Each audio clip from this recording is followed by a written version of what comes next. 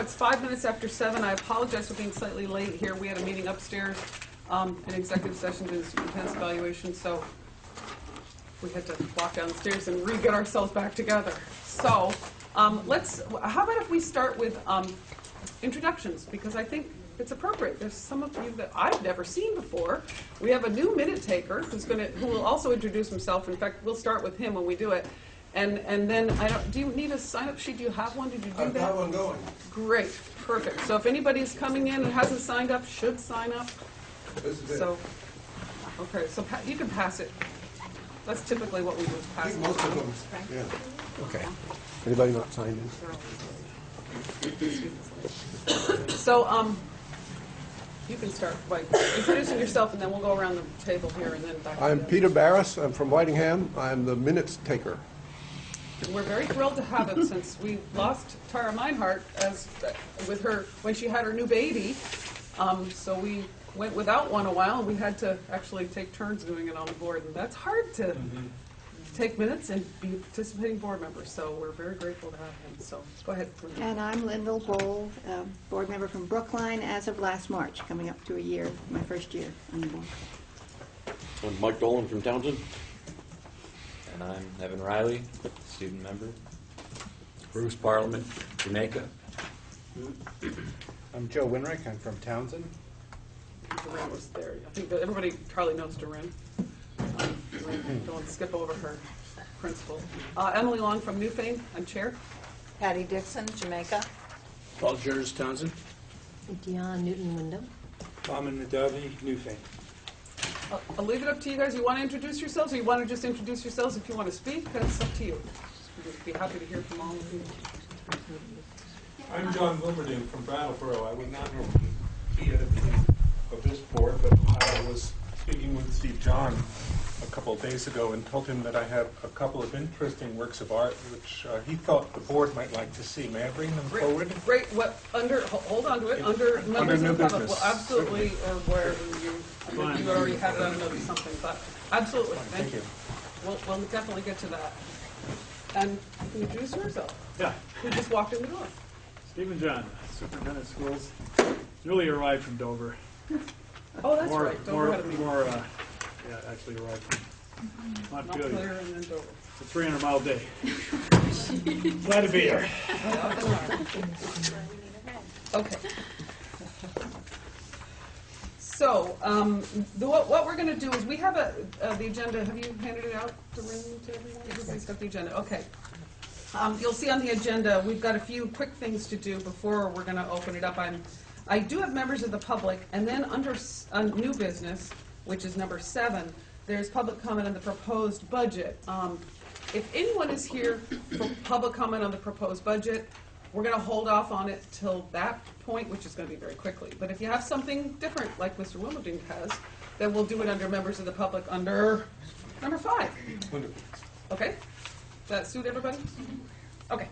So here we are. We are reconvened now, and I said we called it at 7:05. Additions or corrections to the agenda. Does anyone have anything you might?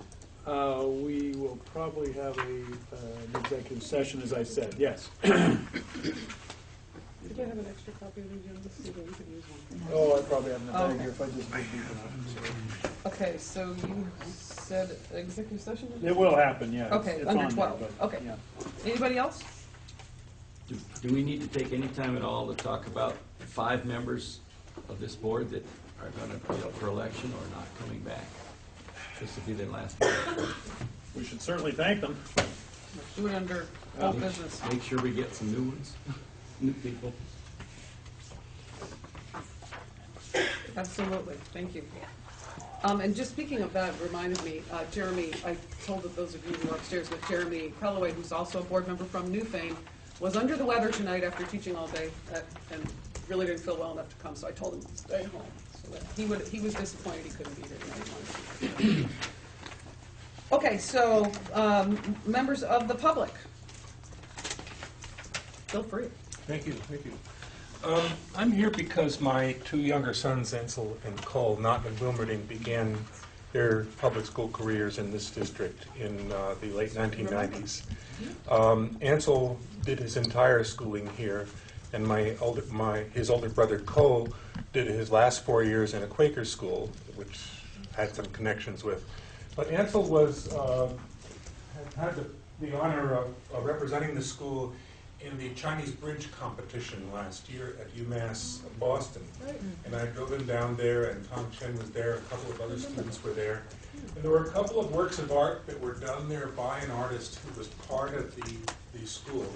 And I wanted the board to see them, and I wanted to offer them to the school and or the district office for display. Ansel is away at UMass Amherst, where he is, what do you think about putting him right behind you there on that shelf? Well, let's make sure the public can see it. Yeah, they could be stood up there. Wow. This represents the Chinese Bridge competition, the artist's interpretation. This is a character, Chinese characters representing Ansel's Chinese name. And this one was done by the artist for Ansel. And so that will eventually redound to him and be part of his own library. And the other one was done in the honor of Tong Chen. And I thought it was particularly appropriate because I just got around to having these framed a couple of weeks ago, and I called the school to find out when I could bring this to Tong Chen, and was told that she just had a baby daughter. Probably most of you know. And so I thought that your illustrious teacher might be honored if this That's fantastic. were to stay in the school or in the school board office for some period so that people could see it. This represents a mountain, and this represents the river, and this represents winds blowing by the mountain. This was the artist's response to a description of Leland and Gray and Tong Chen's wonderful career teaching here. Right? Certainly has a wonderful career teaching here. Thank you. I know Doreen and I have been talking about how That's we fantastic. Thank you so much. might be able to share these at an assembly and appropriate occasion, but I wanted to encourage Mr. Wilmerding to come, tonight. I think he and I both thought that considering recent events, perhaps the board would like a little uplifting spirit. Plus, I'm on the Town Arts Committee for Brattleboro and on the Finance Committee. So I want to boost the arts, and I also want to know why people are debating school budgets these days, because we'll be doing the same thing in Brattleboro in about a month. We'll all be doing it. Everything. Thank you. Thank you so Spell much. the artist's name, please. Oh, I'm sorry, I don't know his name. I can't read it, but I will find that out for you. Oh, I thought you knew. He's part of the Who's Chinese the person that had a baby? Oh, that's Tong Tong Chen. She's a teacher here. T-O-N-G, Chen. and then C-H-E-N. Great, Right. thanks. That's it. And her baby's name is Chloe. Nice. Chloe Sue, H-S-U. Yep, that's right. Not Thank Sue, the kind of thing you think of. Well, thank you for giving me the pleasure to present those Thank you here. for bringing them. You're welcome. It is really fantastic. Now, John, do you want to take this one back with you, or No, leave it for a bit? I'm sure that Ansel wouldn't mind if you keep it here for a bit. If you're going to show them, We got to hang it up, though, properly. Yeah, it would have to be handled. I wonder if Barbara has a place for it here. I think I could find a spot. Anyway, great, thank you. It'd be put it- great to be we'll- able to share the same story with our students and community Right. members as Yeah. well, so that's Right. wonderful. So, thank you. Yeah, thank you so We'll much. put them back in your office there, Barbara. After the meeting. Yeah. Okay? Then we can decide. Thank you very Thank much. you. Yeah. Thanks. Anybody want to comment? Want to do a motion thanking him or just thanking? Thank you, I think thank you will do. Thank you. No, you're welcome. That's nothing. Well, I wanted you to have the Thank you. pleasure. Yeah. Art is nothing unless people can see it. Appreciate it. you're absolutely right about that. Okay, are there any other comments from members of the public that aren't related to the budget? If not, we'll move on to correspondence. And Doreen, I didn't get into the office. Was there anything under correspondence? Yes. Okay, letters from Sullivan and Powers. In fact, we can just add that to correspondence. These are probably the final letter, right? Probably. I will give this to, it's a final letter from Sullivan and Powers doing I'll hand this to Frank when he comes, Yeah, he is, and then he'll hand it back out to the rest of us once he reviews it. he's working on a financial matter in Brookline, I understand. He'll be here momentarily. Should you say that that's from the auditor?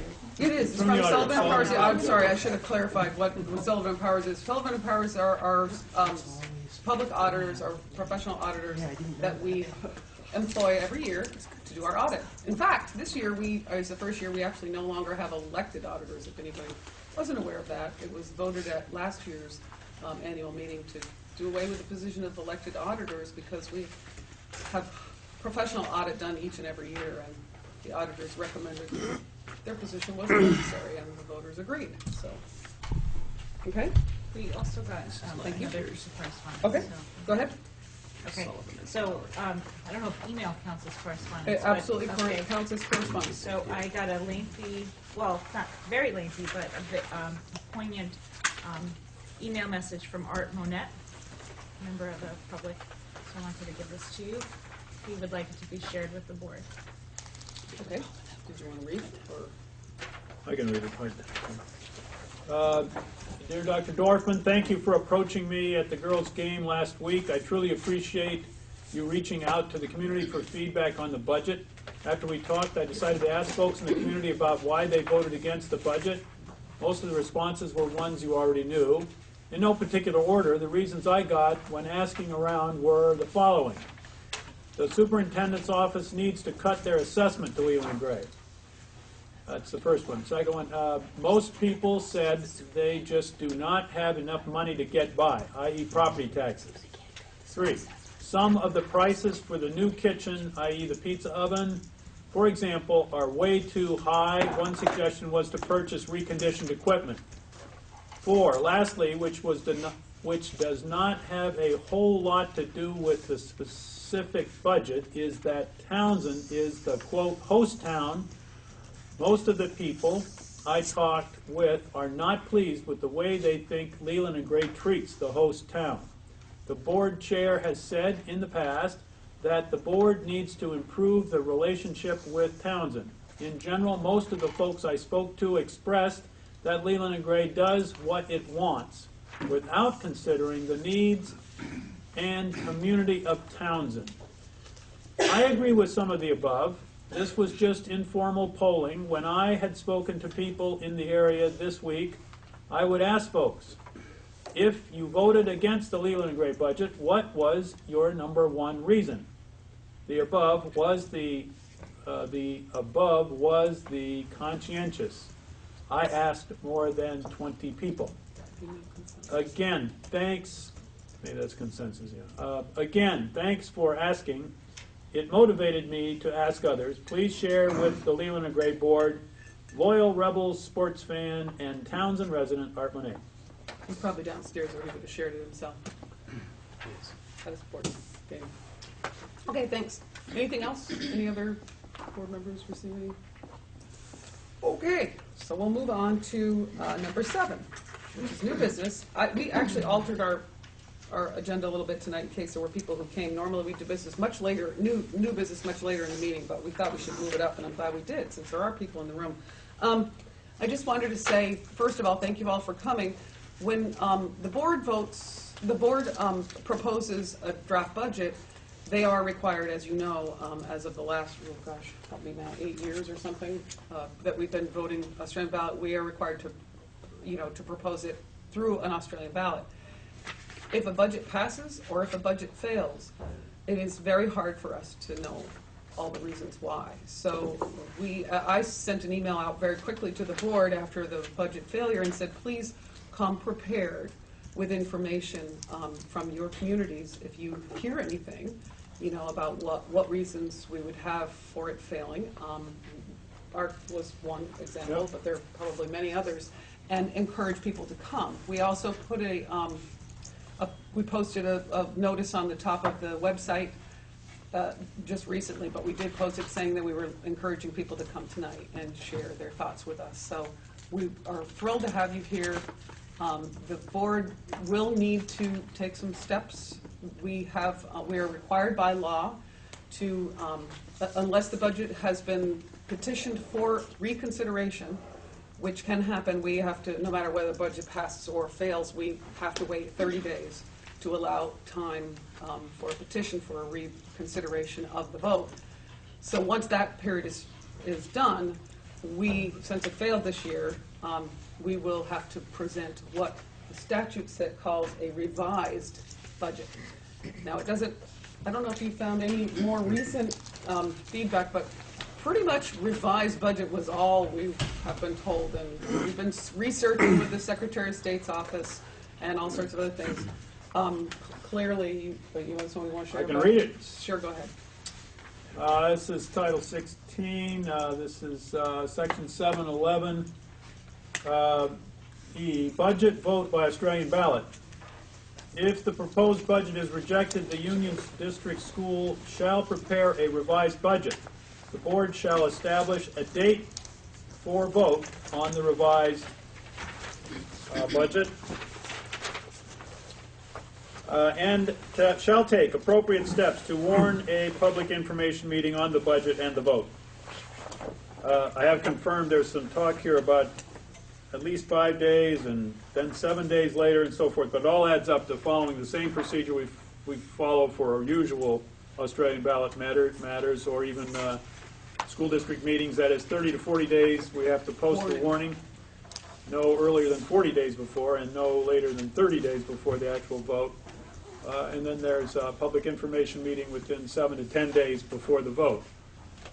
In this case, maybe we have more than one. But at any rate, that is the timeline and the requirements of the law now that the proposed budget was defeated. Okay. So that's where we are right now. And so unless we receive a petition, we would certainly be proposing, we need a budget, obviously, as you all know.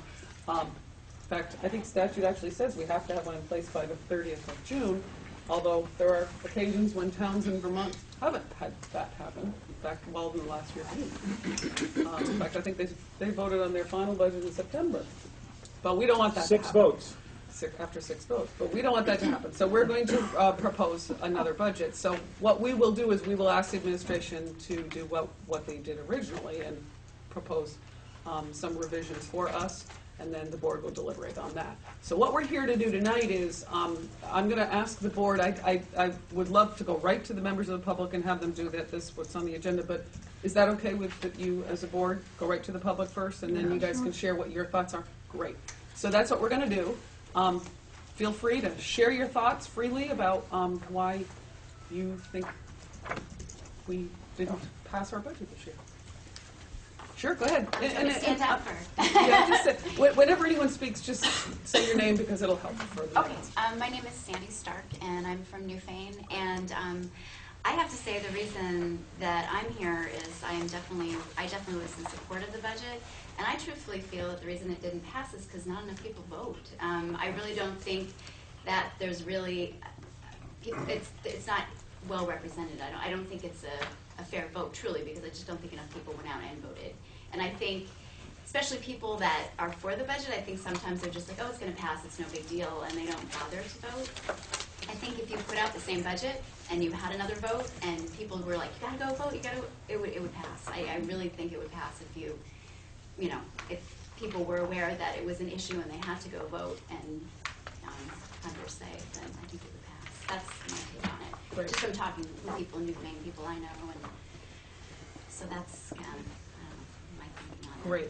And I'd just say that last year we had 214 total votes, and we passed the budget, but Frank, if you could pull it out for me, that I don't have it with me, but the percentage was like 70% in favor, 60 some odd percent in favor, and 147 to 67. Right. yeah, and the percentage was fairly high, with the least number of votes we'd ever had, I think, since we started voting on Australian ballot. The weather was fine last year. This year we had slightly more. Thank you, 254, and it passed by 52% to 48%. Defeated. I mean, defeated. No. Clearly, I'm not confused about whether it's defeated, but it failed by 52 to 48%.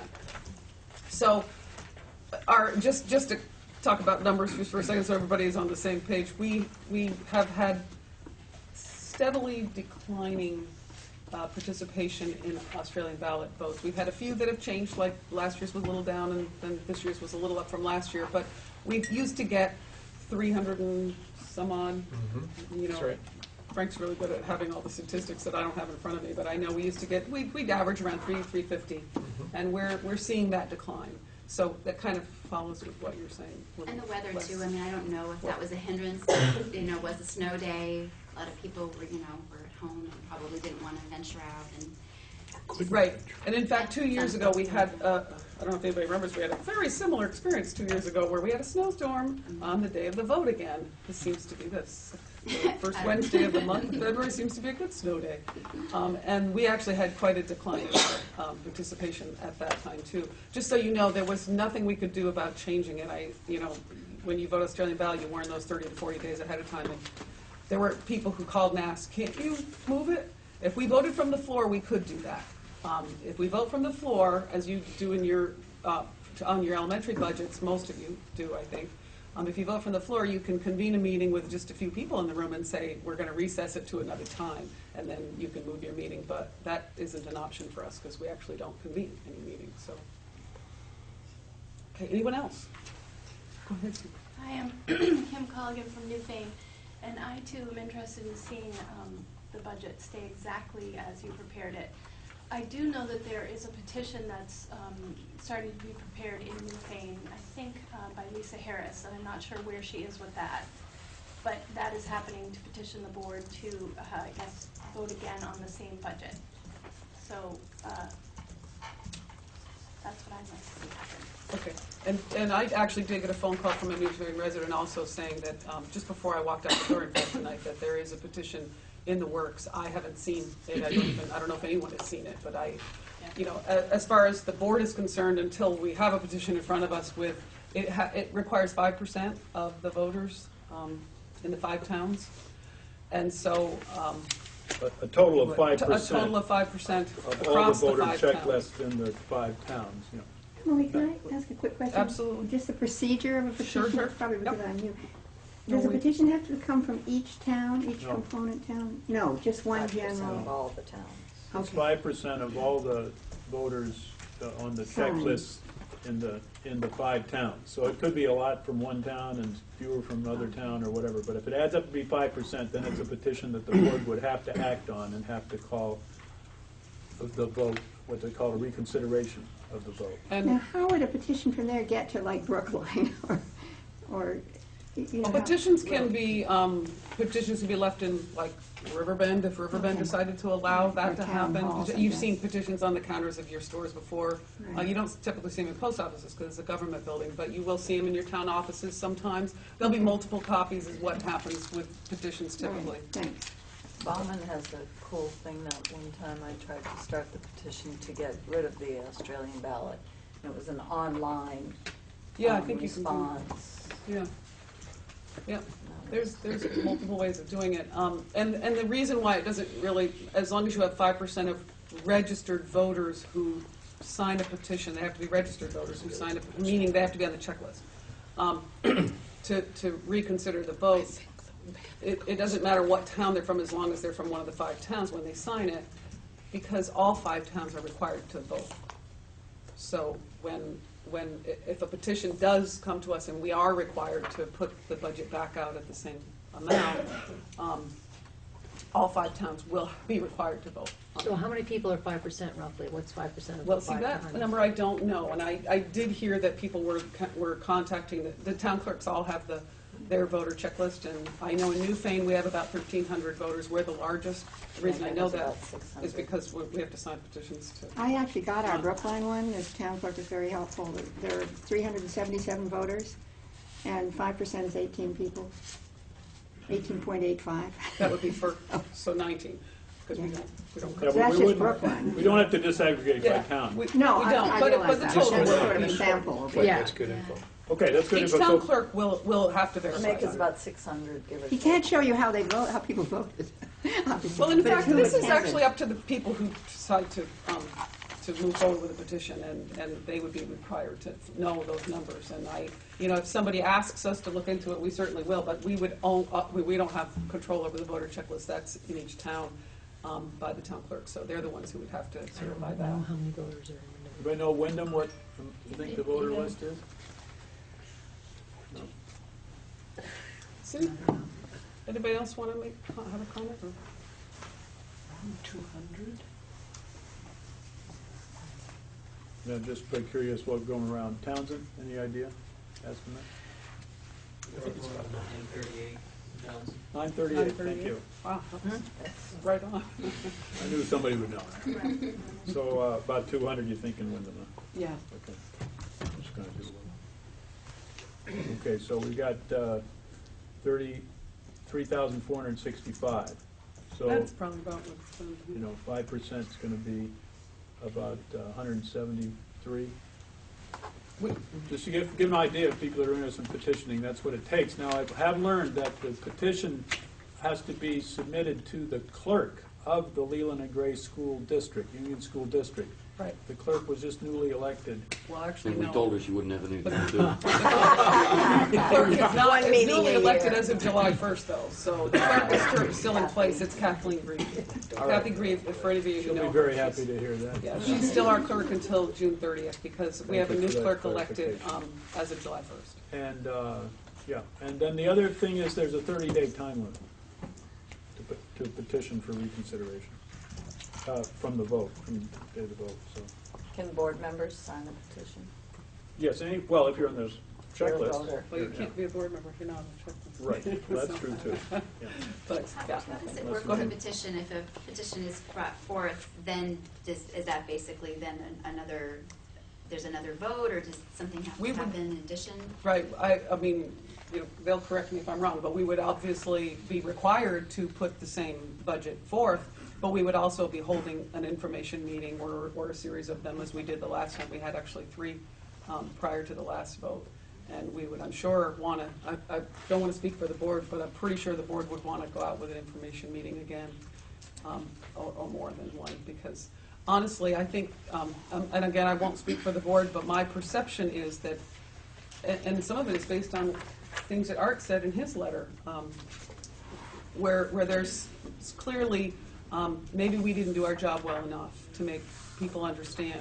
I mean, we did try to get people out to meetings, and honestly, we had one information meeting that no one showed up to, and then we had another one that 2 people showed up to, and then we had our annual meeting, which had about, 22. oh, I was being generous when the reporter called me, I said About around 30. 30. But it was less than that. He says there were 22 people at the annual meeting, so it's Well, I really wasn't counting hard. the board. Right, and I wasn't counting board either, but it's really hard to find a way, and that's one of the reasons why we're really encouraging people to come tonight, because is there a way for us to reach out? There are, school budgets today are not simple things to just sit down and read, and it is very helpful. We try to summarize it. We do send this out as a mailer. We post, we have boxes of these everywhere, all over the 5 towns, but I don't think that they get picked up too heavily.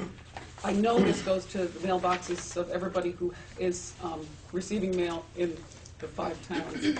It's a little complicated, because I do know that some people in some of the towns actually don't get their mail. Like Brookline Ridge is Putney, they're still, so they may not get them, but we put these out for everybody. And but it's a 4-page And it's all on the website. summary, and it's all on the website. Rationale We is do on the that. website. The rationale we put out too. Thank you, Patty. Go ahead, Kim. Emily, I just want to say that I think you do an excellent job of disseminating the information around the budget, and it's really incumbent on the citizens in the towns to take responsibility for reading it, and if they don't understand here is a room full of people that are willing to help them understand. So I wouldn't spend another nanosecond on that. You're doing a great job. Well, thank you. Thank you. Appreciate that.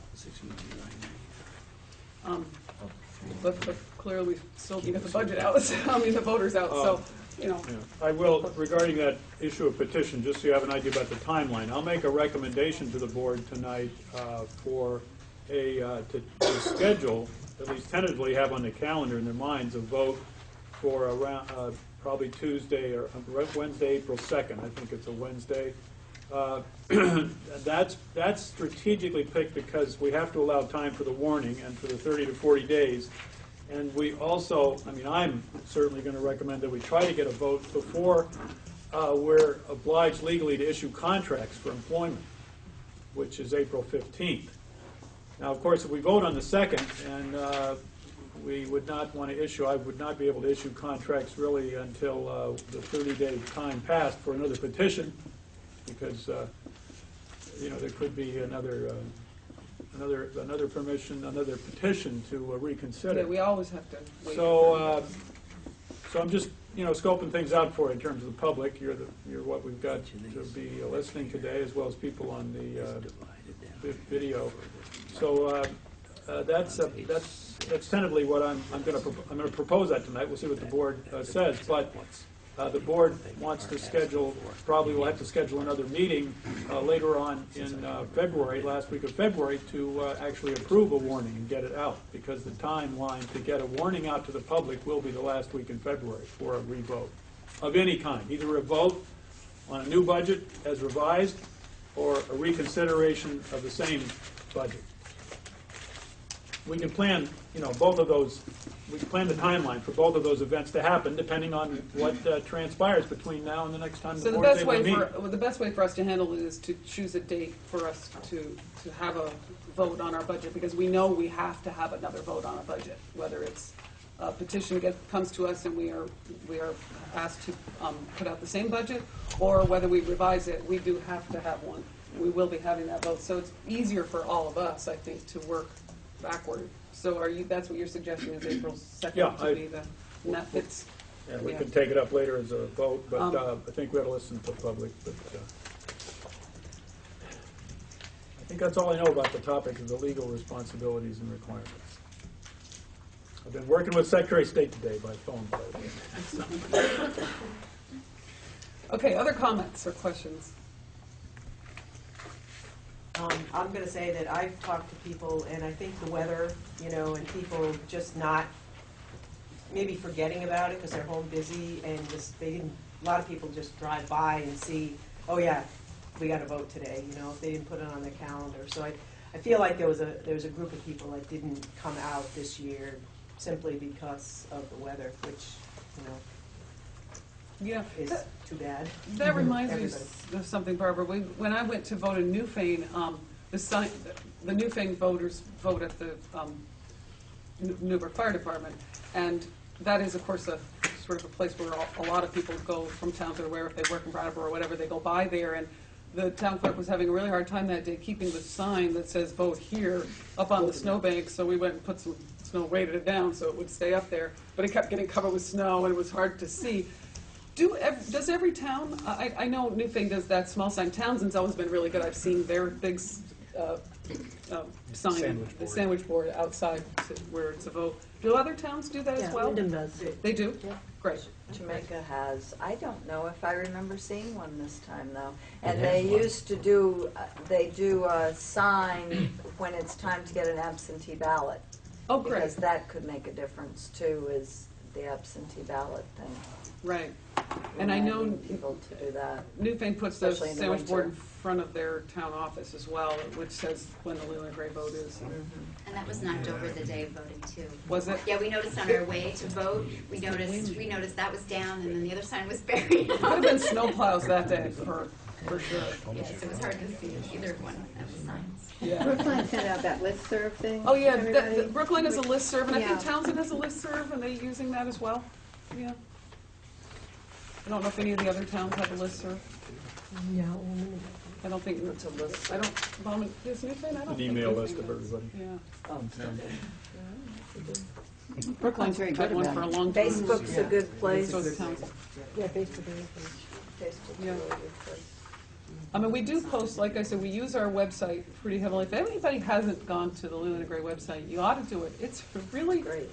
useful. I mean, even for me as a board member, that website, I can only compliment those of you who are putting that website together. And Peter Goldrick's the one who emailed me and said, you know, it's all right on the front page, and it's all linked to the school board page as well, the budget, the budget rationale, you know, the summary, you know, the budget summary that goes out.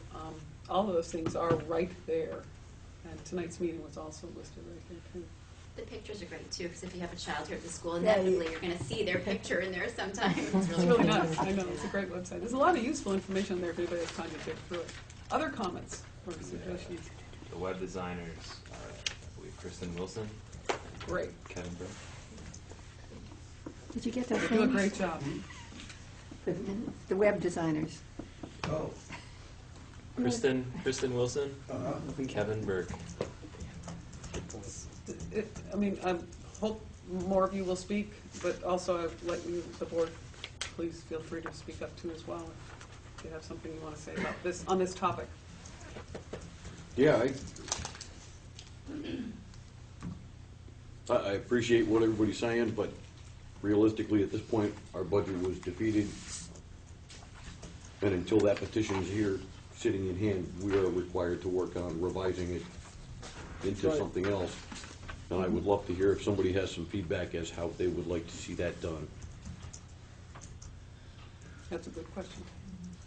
I mean, I am absolutely certain the administration has already put their heads to it, because that's who we ask. You know, that's the process that we go through anyway. You present us with a draft budget, the board then takes it and does what they want with it, but it's a good, Mike brings up a good point. If anybody has any ideas about, I mean, we had some things in there that were a little unusual this year, being like the kitchen. We did have, if anybody's paying attention to the budget at all, in the capital plan, we had 32,500 or something for a first phase of the kitchen a kitchen renovation that, you know, I can certainly go into all kinds of detail about for you if anybody wants to go into it. But that was something that's a little different for us this year, and there were a lot of good reasons for it, which Doreen put a lot of time into in the budget rationale. And that one was mentioned to me, and Art actually mentioned it in his letter, I think. It was mentioned to me by some Brooklyn people. Yeah, there were concerns. I really wanted to engage in a conversation with community members about that, and we did speak about it at our annual meeting, some, with the voters about that. There, you know, the need and the reason behind it.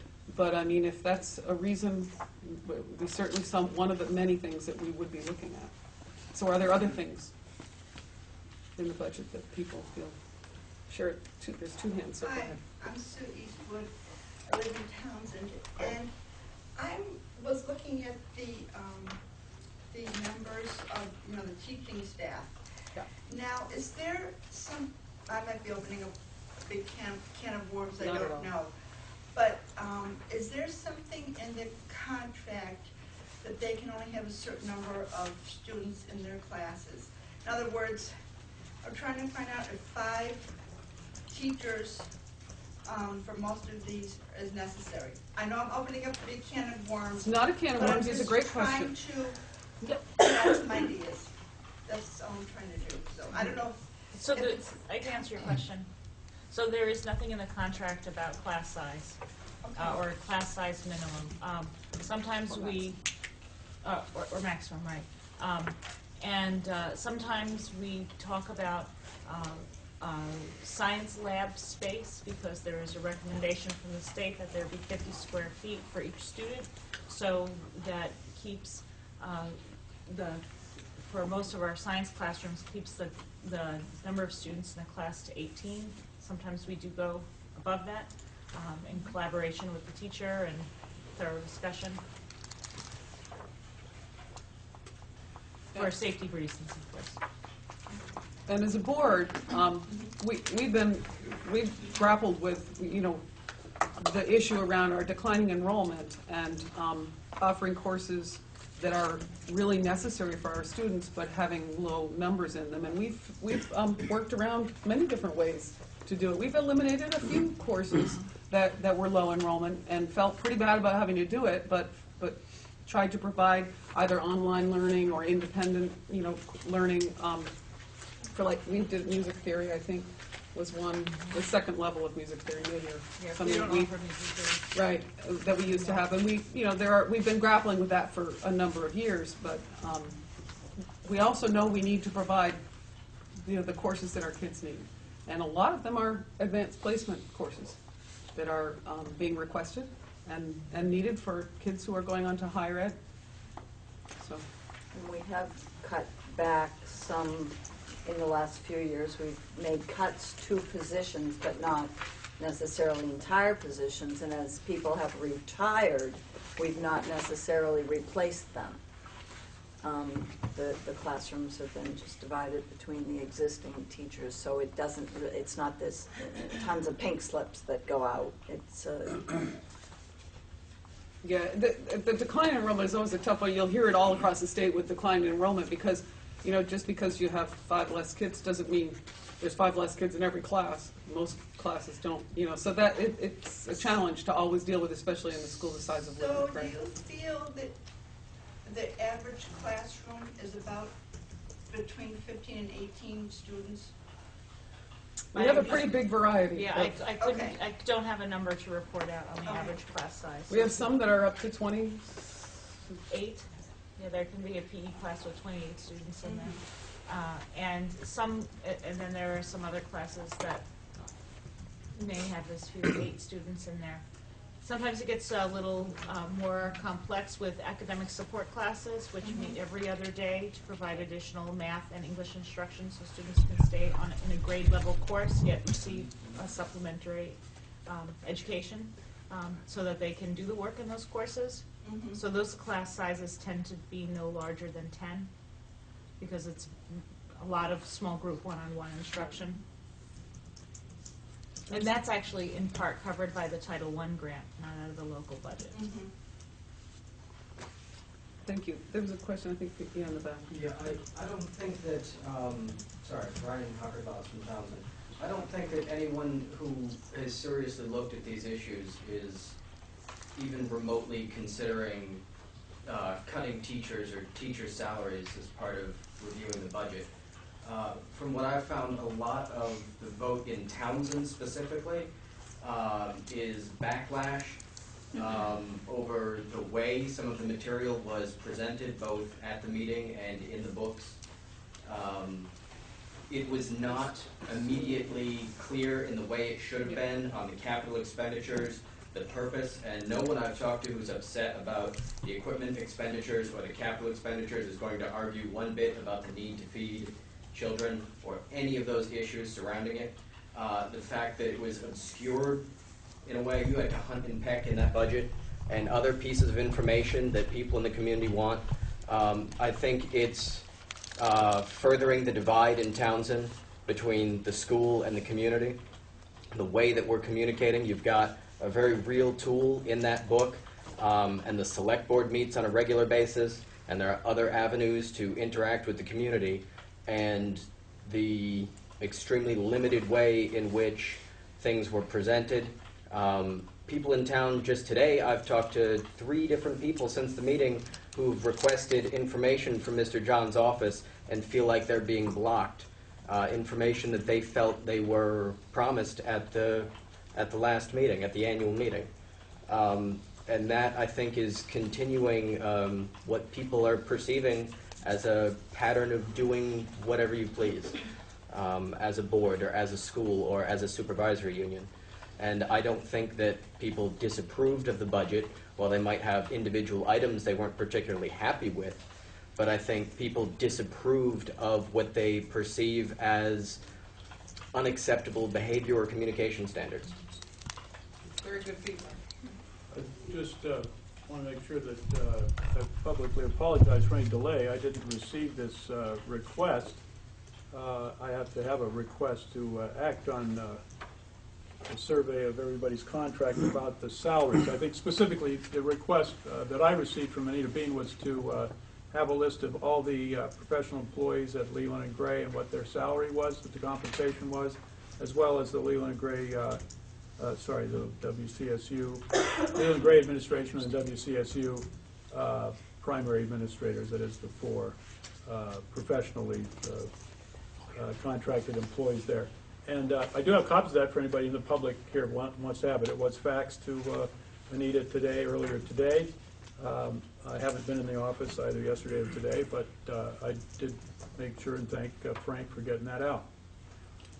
I just, because Art brought it up in his letter as well, first of all, I will say, there have been some challenges in communication at times between the town of Townsend and Leland and Gray, mostly around bond votes, which is what I'm certain that Art was referring to when he said, I worked very closely with the select board and the planning commission when Art was actually chair of the planning commission. He may still be, I don't know, but at the time he was.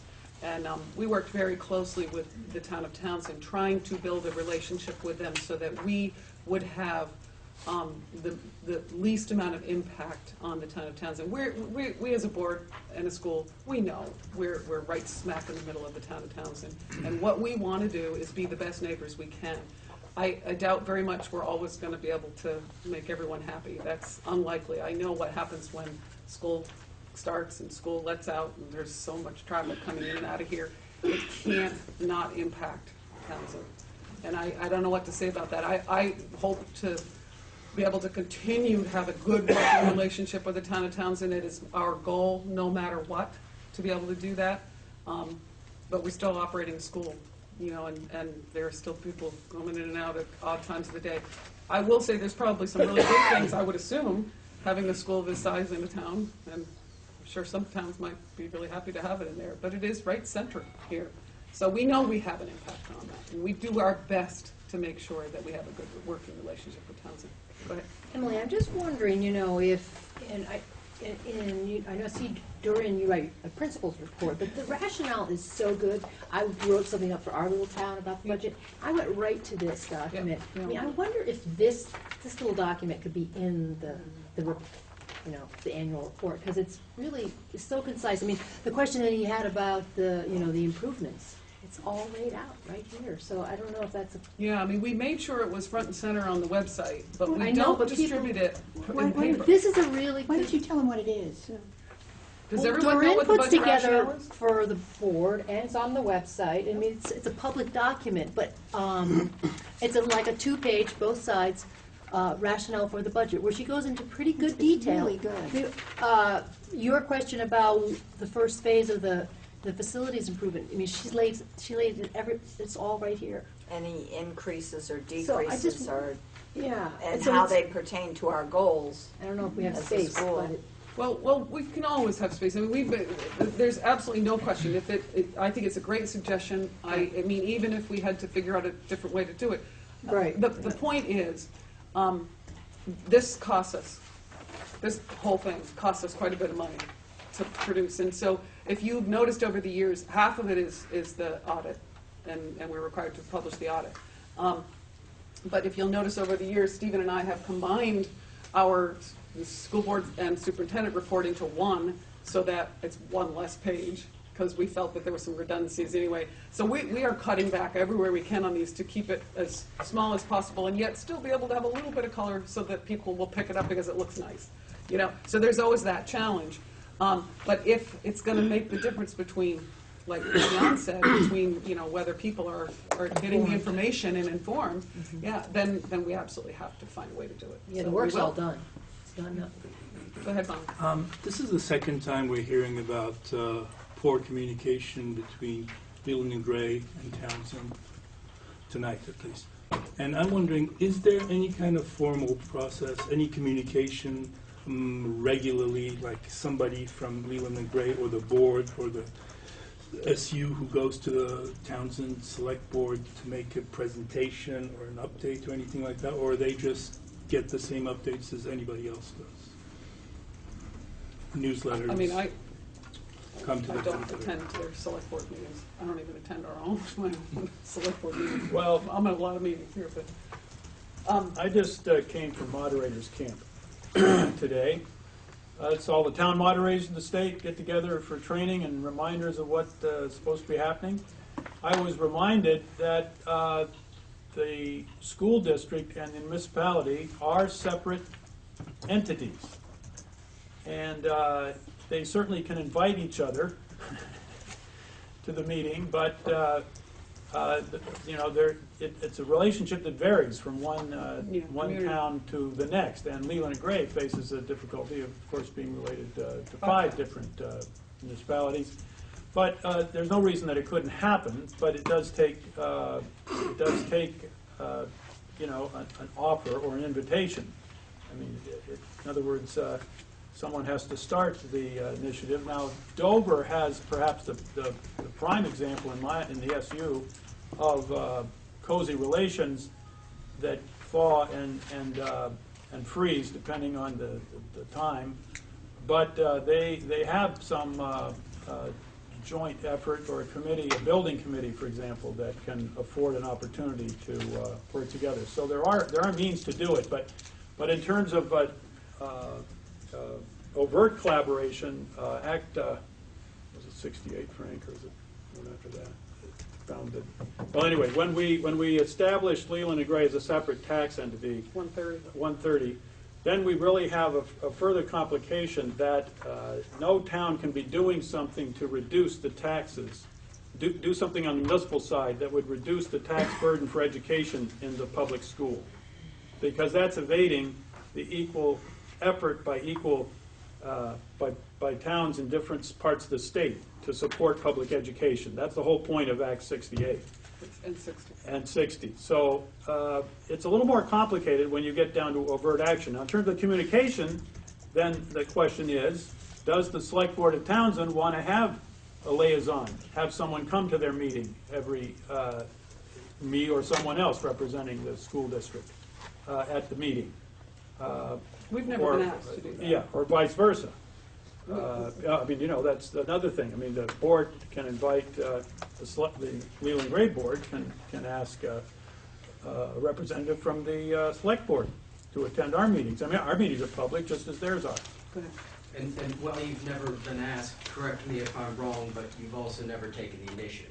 Well, I'm putting it on both sides. Well, that's actually not true. Actually, well, I mean, that's actually not true. I mean, there were a number of initiatives by us during the multiple, anybody who's been around a little while remembers there were multiple bond votes. And it was myself and another school board member who were directed by the board to actually meet with representatives from the town of Townsend. So we could talk informally about what the needs of Townsend were and the needs of Leland and Gray were. And we had a great series of meetings, and I think that went very well from my perspective. And they kind of ended when the projects ended. Right, and I don't want to pick at the matter, but in a year you haven't had a bond vote. Has anybody from the board just shown up at their meeting? I mean, I know Leland and Gray has shown up on their agenda multiple times this fiscal year for numerous different things, and well, they granted, had they haven't called anybody to request someone, but we have 3 representatives here from Townsend. We have, a chair and other people here, and they're going to say the same thing. Yeah. Their minutes are on their website. Their meetings are public. As are ours. The door swings both ways. Yep. It absolutely does, and so, we'll take that under advisement, absolutely. We have had an ongoing conversation with the officials in the town of Townsend around a right-of-way issue, which is still kind of ongoing. And we've actually had a little difficulty communicating with the town of Townsend during that process, and so. It's in the hands of lawyers. Yeah, I mean, we're not discussing, hold on one sec. But I do think that I think it's important that it does, you're right, it has to work 2 ways, and we really have had some challenges in getting responses back to our phone calls and our messages sent to the town of Townsend too. So while I agree with you 100%, it does work both ways. So we again, I would only stress that we want to have a good relationship with the town of Townsend. And I truly believe we have, because we haven't had We used to have multiple complaints about parking and all those kinds of things. That's not coming to us anymore. I Really? haven't heard Because of it was it. on their agenda last month. That's still on their agenda this month. Well, they haven't brought it to us yet. Go ahead, Linda. Can we kind of, in a way, we're picking Yeah. at something that is just going to keep exacerbating? Yeah, I agree. And I think if we can kind of move on and totally agree that there should be open communication on both sides. I'd like to put in a very small plug for the smallest town, Brookline. We go to their select board meetings and they come back to us. It can work, but I think we should probably move on and agree that everybody needs to have more communication. we're gonna do- Because we're going to keep scratching at this. And if we're going to do that kind of relationship, we need to make sure it's open to all 5 towns, is the other thing I think is important. So, okay, other comments or questions? In canvassing Brookline, it was interesting. There was no question about the construction thing. There was a huge feeling about general taxation. I think somebody already said that. But 2 things surfaced that had nothing to do with the budget, really. The dropping the accreditation by the, is it Knesta? Yep, yeah. People felt very badly about that for the sake of their children. And the music program surfaced as an issue in Brookline. And again, it was very obvious that certain groups of people, just as Barbara has said, just big clumps that could have helped, didn't. So there's more work for us to do as board members. Yep, there is, absolutely. Okay, other? Go ahead. I made some phone calls too, asking a few people about suggestions. By the nature of the Australian ballot, we have no way of getting any details. So I got some feedback from different people. The overarching issue is people's ability to pay their taxes. I'm not telling you anything you don't know. Apparently there's something like 18 properties in Brookline alone right now that are on the market. I think it was 36. It was huge. So I think like 18 of them just went on the market like very recently. Anyway, so that's like the backdrop. Yep. It's a statewide issue. Specifics. There's a dry kiln for pottery line item in the budget. I hadn't even noticed it. Apparently that one's not going over too well. So just report. The kitchen, that's a tough one. People are aware of the lunch program, that it's serving more and more people, but the price tag and the impact on the budget and thus the taxes is something that makes people think twice. It's not the program itself that's put in question, it's the impact on there. Extracurricular activities. Extracurricular activities are very nice to have, but the criteria should be how many students are being reached by any given activity. If there's a particular program that only reaches 10 or 15 students, maybe that should be revised and scaled back. Another item which was mentioned earlier tonight, contributions from individual schools to support the supervisory union have grown too high, or at least perception. Yeah. Lastly, Leland and Gray needs to offer something for everybody. It's wonderful that the academics are being improved and that there are more and more advanced classes for college-bound kids. It is equally important to offer career-style education, industrial arts courses, carpentry, welding, whatnot, for students who will be entering the workforce sooner and not going to universities. And that doesn't seem to be getting as much spotlight as the academics are. A very unscientific sampling of some people I talked to. One of the things you brought up, I think it was in Art's letter as well, but we actually heard it again, the line item of board and SU administration on page 13 of our annual report, which is our supervisory union contribution.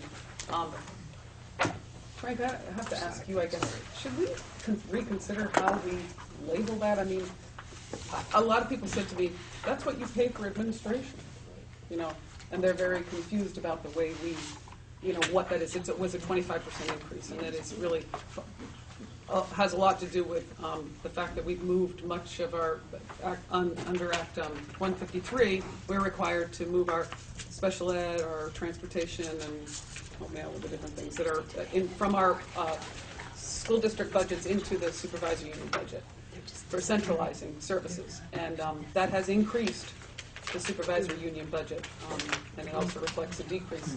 But it makes the line item look, a decrease in your regular budget, but it makes the line item look like it's really inflated. And it's labeled, right, and it's labeled administration, and it may be misinterpreted. So I don't know how much leeway we have about changing labels and stuff like that to make it. I mean, we did explain it, and it seemed to answer the questions at the annual meeting when it was asked. That was only But that was the 30 people or whatever, 20 people in the room, so.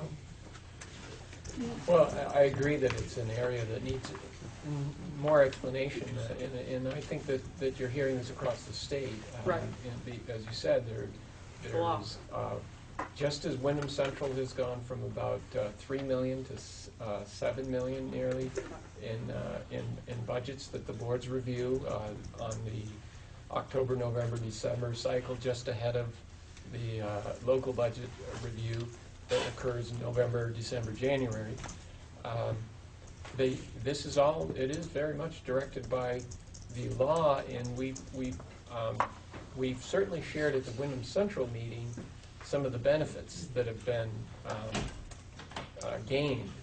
Particularly, we spent a fair amount of time at the last Wyndham Central board meeting with all of our towns represented, reviewing the special education model change, and that's that shift from employment at the local schools to the SU. And as we looked at the outcomes, the impacts for students, the service model that Abby Dillon, Director of Special Education, has been overseeing, we see that we've maintained about a $3.8 million spending for special education across all of our 9 districts.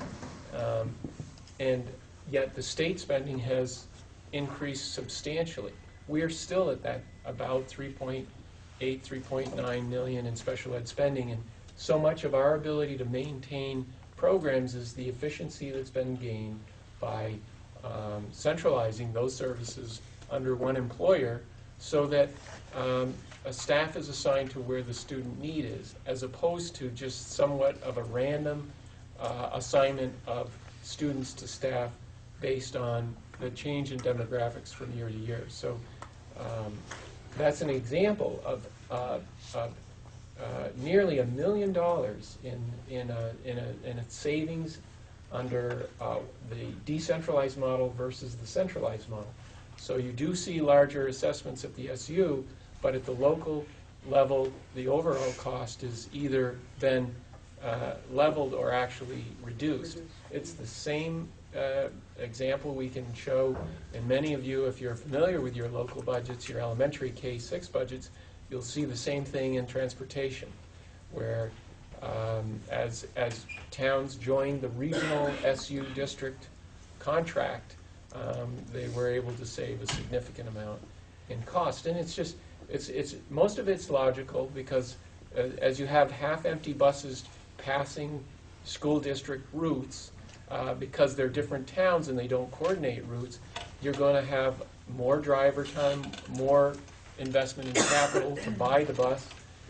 Whereas if you have on Route 30, Jamaica, Townsend, and Wardsboro sharing the same route, the same bus, you're going to fill up the bus, you're going to reduce your cost per student, and we are doing that in those programs particularly. That's where we focused. That's where we started. We were ahead of the state requirement to do that, and we're gaining the benefit. But we know we don't get much participation at the Wyndham Central board meeting from the general public, and we don't pull that out in our annual report and tell that story. But So again, it's communication, and if anybody can give me, I mean, just like we have got some great feedback for communicating with the town of Townsend, I mean, if anybody can give us ideas about how they would like to see that kind of information shared, I hope you'll, I mean, it doesn't even have to be now. If you go home and you think about something, throw a quick email to one of us, let us know, because it's really important that we share. We're trying desperately to be as transparent as we possibly can, but if we don't have ears, we can't, it feels like we're not being transparent, even if we are. Well, Yeah. so you can be helpful and talk to your friends and neighbors about what is the essential information that you need shared in the budget. There was a request at the information meeting for everyone's salary. Well, if that's going to inform, at the end of the meeting, if that's going to inform a budget consideration by the public, certainly the board is in charge of directing what content the annual report has in it. If it's not serving your needs as members of the public, we need to know what, the board certainly needs to know what will. That can be conveyed through me or through the chair, Emily, or Frank, specifically about this particular line item. If we know that when we change the line items from one year to the next, the public becomes quite confused, or at least suspicious about what's being hidden. So we try not to do that. So that really was a decision about how to depict this, honestly, this amount of money, which is clearly more than it was last year in that summary category. And it begs an explanation linking that to other parts of the budget so that it makes sense regarding the actual amount of the increase. Now, I am not going to, say that we are not an expensive place regarding administration. This supervisory union has more entities than any other supervisory union except the one in Northeast Kingdom. North Country. And 13. What do you mean by entities? We have school districts. We have 11 separate accounts, 11 separate voting entities, boards. And so, for example, when we are preparing for an audit, do we prepare for one audit? No. We prepare in my office for this last summer, 10, I think it was, 10 audits. I'm not going to say more about that, but I do want to beg the public's understanding that small is beautiful, but it does cost something. And if we want to continue to be small in all these districts and retain our local control, it takes good people like yourself to step forward and serve on the boards, and it does take the indulgence of the public to be willing to pay for the smaller class size, right? The student-teacher ratio you're speaking to. I mean, I didn't speak to that earlier, but the state would love to see a student-teacher ratio of 11 or more. And if they could accomplish that statewide, they would be saving something like $12 million or something like that. Well, the fact is, in this supervisory union, I only have really one school that is at that student-teacher ratio. That's Newbrook, where Brookline and Newfane got together. And that's why Newbrook has the lowest per-student cost of any of our schools. Now, generally, you can't compare an elementary school to a middle school and high school. It's a different expense because of the different requirements for instruction and equipment and supplies. But it still is the case that if we could somehow increase our student-teacher ratio, that certainly would benefit our bottom line, our cost. It's hard to do that and still maintain the educational programs, though. That's the challenge at a middle school, high school. Okay. Other comments or questions? I just have a comment. Go ahead. I voted your budget down. That's from Townsend. I have 2 high schoolers, a middle schooler, and a 5th grader will be here soon. And the reason I did vote, the reason I voted no was because there's not enough classes being offered. My daughter has 3 semesters in a row had to go out and find an independent study or whatever you call it, co-op, to fill an empty block. For $7 million, I think you should be offering a class every period and every block of the day. Not an elective that she already has enough of, a class that she needs to graduate. That's why I voted no.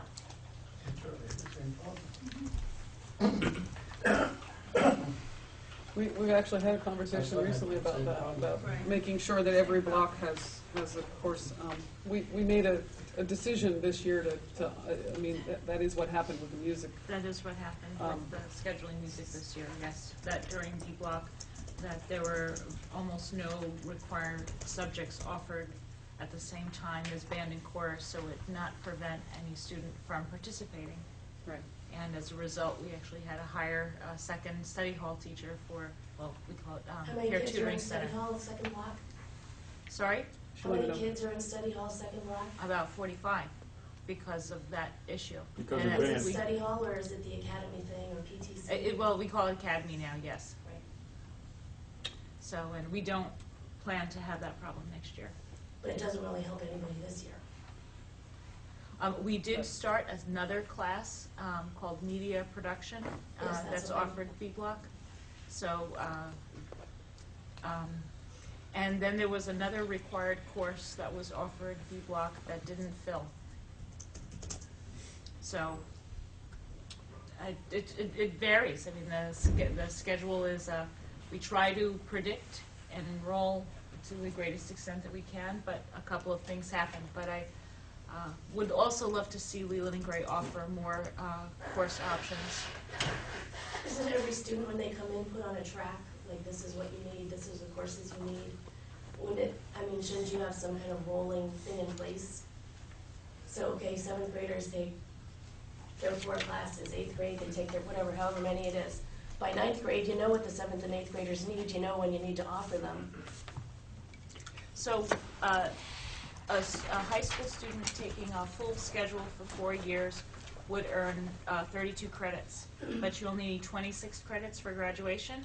So students have a lot of choice built in there. So it may not be a required course that they need to take, but a choice of electives. I mean, I can see your point, Right. certainly, but I don't know, Evan, did you want to comment on that as a student member of the school board?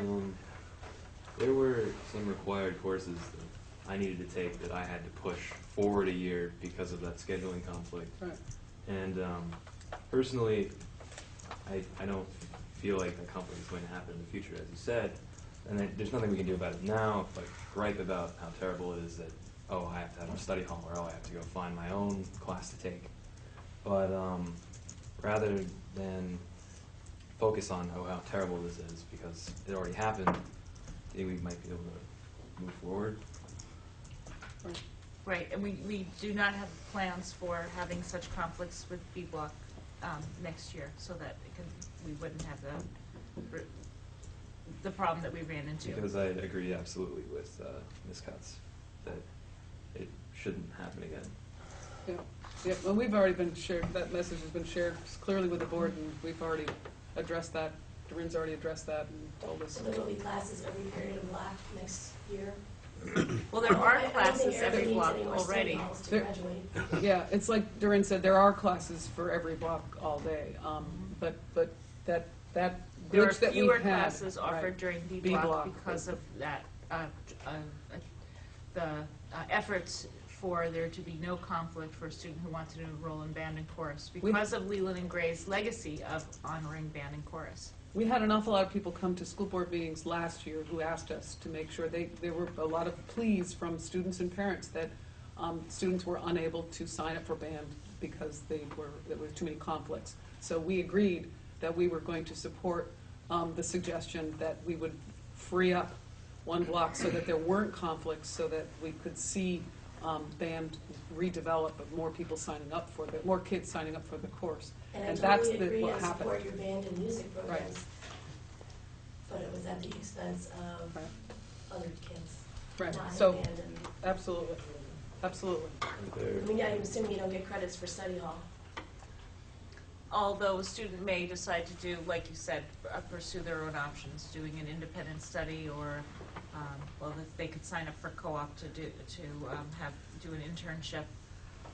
And some students decide to do an online program.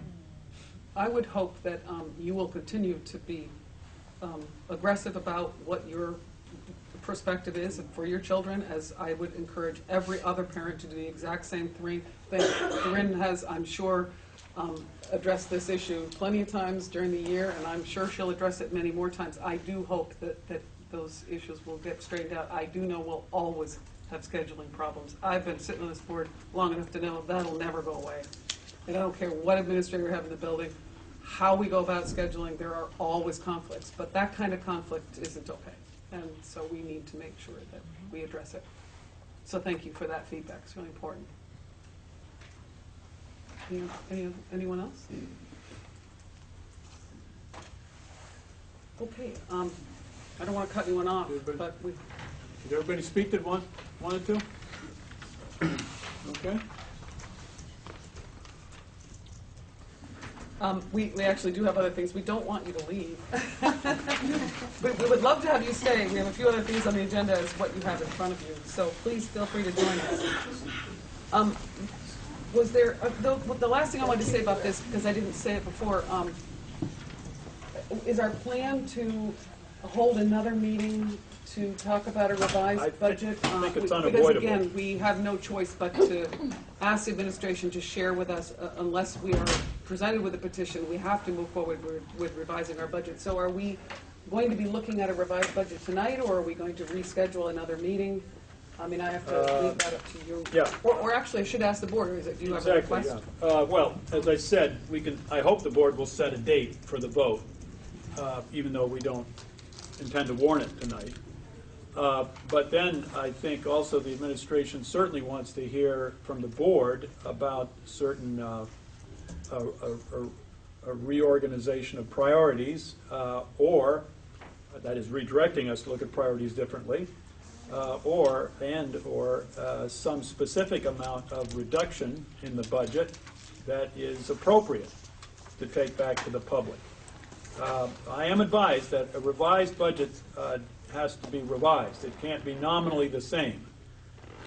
The point of the reconsideration petition would be that the same budget is considered, again, for a vote. But otherwise, the board is obliged to come back with a budget. Now, even though revised could mean revised upward, I don't think anyone interprets the present financial circumstances to justify that move. So I don't recommend that to the board. And then the question is, what is a significant or an appropriate amount of reduction? And I think that could be anywhere from 1% to 0.5%. I think given the constraints or the obligation of the school to provide a continued variety of courses, just hearing from Ms. Cutts about this certainly reminds us of the conflict we have here regarding maintaining appropriate educational opportunities and sustaining them in a cost-effective way. And during our budget development process, we actually did revise our budget from the first round. It was a whole percentage point higher, and we actually came back, asked the administration to come back with a lower amount, and that's where the 2.8% was. Emily, Art had mentioned, like, someone offering, like, used equipment in. Yeah. Now, did that? Yeah. Was that? Did anyone I- look into that? I mean, seems like with a lot of restaurant closures, would that be a significant way of saving? Good. Yeah. No. No. Okay. Yeah. No, Between the time. Been in the food industry for the last 20 years, and if you're buying used or refurbished equipment, you can expect to buy it again every 3 years. Mm-hmm. Okay. And in addition to that, you're paying 20% of the cost every year for maintenance. It's just an insane way to go. There's also a question about the efficiency. Most of you, if you have a refrigerator at home that's over 10 years old, you ought to be getting rid of it, even though you think what the heck you're going to do. But in fact, the drive for efficiency in any kind of kitchen appliance is really quite remarkable in the past few years. So I do think that although we appreciate the suggestion that could be money saved in the immediate, it probably would not be in the end a wise use of the limited resources we have. And the other thing I didn't share yet, I think publicly with everyone, is I did have our lunch food service coordinator in my office look at the number of meals being served at Leland and Gray, and she informed me that up through these up through, I think it was the semester, might have been January 15th. From the beginning of the year, Leland and Gray has served 19,000 meals. Seems like a lot of meals. But we have, Duran informs us, certainly 48% of our student population now qualifies for free lunch. And it is a very popular opportunity for parents who or children that don't qualify for free lunch to take advantage of the lunch program here. So I guess it's not surprising when you add up the days and you've got a breakfast and you've got a lunch that you have that number of meals. But if you haven't had a tour of the kitchen, I invite you to come when it's being worked in this building because, of course, the building didn't have a kitchen, and we are improvising really at this point. I would just say one other thing. If we're going to make a decision about that April 2nd vote, which is what Stephen's suggesting that the board does, then we would probably have to schedule a meeting to discuss revisions and to warn. Yeah. So there'll be a meeting in the last week in February. Okay, so Probably I don't know, the maybe we Tuesday can look at the date and have it come up, but that's what all of you should know, that there'll be a vote. He's going to pull up his calendar and say that would be the day we would vote on either if a petition were handed to us or a revised budget. And then I don't want to suggest that I know what the administration is going to do, but in my mind, what I expect will come from them for a revised budget is not just taking out a certain amount. They will pick from multiple different places. And the reason I suggest that they will do that is because that's exactly how you pare a budget down. I mean, we can't, tear apart, we can't drop a program. We're going to have to ask them to go back and just, maybe we'll come up tonight with a number, with a percentage, I don't know what we'll say as a board, or whether we'll even give them direction. But I would assume that there isn't any one line item where this is going to come from. It's going to come from multiple areas. And hopefully it won't impact our students' education quite as much if we do it that way. So, yeah, your hand's up. When a municipality passes a budget, Yeah. and the town votes to raise by taxes that final number at the bottom, the town then has the ability to more or less do whatever it pleases, run a surplus, run a deficit, take that entire line item budget and scrap it and do something else. That's Could true. you explain how it's similar or dissimilar with your budget? Well, you are correct. vote on a budget You vote on a budget and number. a plan. And a plan. And the administration is directed by the board to adhere to that plan insofar as it's possible. If there's emergency or there are reasons why, a contract need not be issued. For example, we anticipate certain special ed expenses which generally relate to specific contracts for service to those students. If those students don't appear in the fall, we obviously don't issue that contract. In fact, we issue a contract tentatively in that kind of service, depending on the student. But we can't do that for things like an English class or, math and so forth.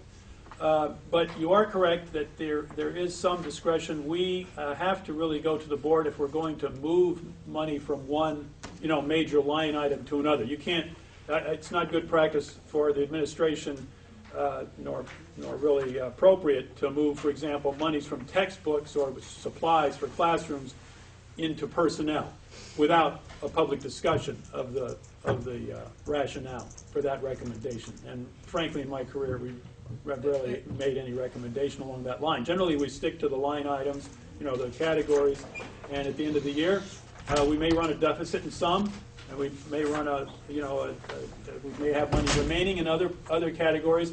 And by the way, every month at the board meetings of all the member districts, all the school districts that we run the accounts for, we have a monthly summary of the project, the expenditures vis-a-vis the budget for the year, the budgeted and the actual, and then the percentage appears. And at this time of year, it ought to be 50% or somewhat north of that, because that's where we're in the annual cycle. And that's the way the boards have an idea of keeping an eye on how the expenditures are going. And we're informed. That's true in all our elementary towns, school districts, as well as Leland and Gray. We're informed very quickly if there's something that's unusual or if there's an extra expense somewhere, and the board's made aware of that. If that happens, we typically we have pretty good board planning and administration Well, things- overseeing a budget, because we don't very often have that happen. We have occasionally been asked by the administration to move, but it hasn't happened in quite a number of years now, to move funds from one area to another. It's been quite a number of years before that's happened, since that's happened, so. It's a good question. So what we'll end up doing is having that end of the month meeting, which, did you say a date? Or The 25th is, February 25th is Tuesday night. I certainly would think that would be the most convenient for everybody here except me. I have a pre-town meeting at Marlboro, and I'm the moderator of the town. And I don't know what I'm going to do about that, but I'll figure out something. So we'll either do the 25th or the 26th, maybe. We might be able to do, since it's a Wednesday vote, we might be We'll able to check do with a the board Wednesday, but availability. We'll check. So look at that last week for the future, and that's when we'll probably be having a conversation about and then we have the information meeting the Then week you'll- prior to the April 2nd vote, which is. Is that in time for a petition to, is that gives The us- April 27th, but, you know, by the 25th, I would hope that anybody that's thinking about a petition has got it together and submitted it to the clerk for review. You know, it isn't just a matter of April turning in a or- bunch of papers. You mean, No, sorry, February 25th. Yeah. February 25th. So it's about 2 weeks, So right? our information meeting can't be the Wednesday prior to the February 2nd. We have a Windy Central meeting that night. Oh, yeah, okay. Well, So it can be we're anywhere gonna have 7 to to think- 'ten days beforehand. I mean, there's just Yeah. way too many meetings this. Maybe we can do it on here, but- Tuesday. I hate to have our budget vote, we don't have to have our vote on a Wednesday, we can have it on a Tuesday. That would be April Well- 1st, may not be the best day. But anyway, we'll, Traditionally, yeah. right, but, so those are the dates that are kind of on the calendar, and I think the board will make a final decision tonight, right? Hope about date, well, we can do it now if somebody wants to. Okay, you want to make a motion? We Yeah. can take care of it. I make a motion, we do our, what is it we're doing on April, whatever? April 2nd, the vote. We'll A vote on Be it. Wednesday. Vote on our budget on April, our FY15 budget on April 2nd, you say? Yeah. Revised. Revised budget Mayor- or Mayor- reconsidered budget. That's why I said FY15 Same instead timeline. of which. Yeah, okay. That's what I said. Let me just confirm the date. Let's just look at the date. And then we'll work April back from 2nd that to Wednesday. date. That's if you want a Wednesday, so. Wednesday, April 2nd. Second. Okay. Okay, it's been moved and seconded to hold the FY15 budget vote in the 5 towns on April 2nd, 2014. All day Australian ballot. Yeah, it has to be in the same place. The polls have to be in the same place that they were the last time we did this, same times. Okay, That's in the law, actually. so we're open for discussion. Is there any other further discussion about the motion? Seconded by who? If not, I'm sorry? Seconded by who? I think it was Mike. Mike Yeah, Dolan. seconded by Mike. Okay, if there's no further discussion, you ready to vote? All those in favor, please say aye. Aye. And opposed? Abstentions? Okay, that's our date.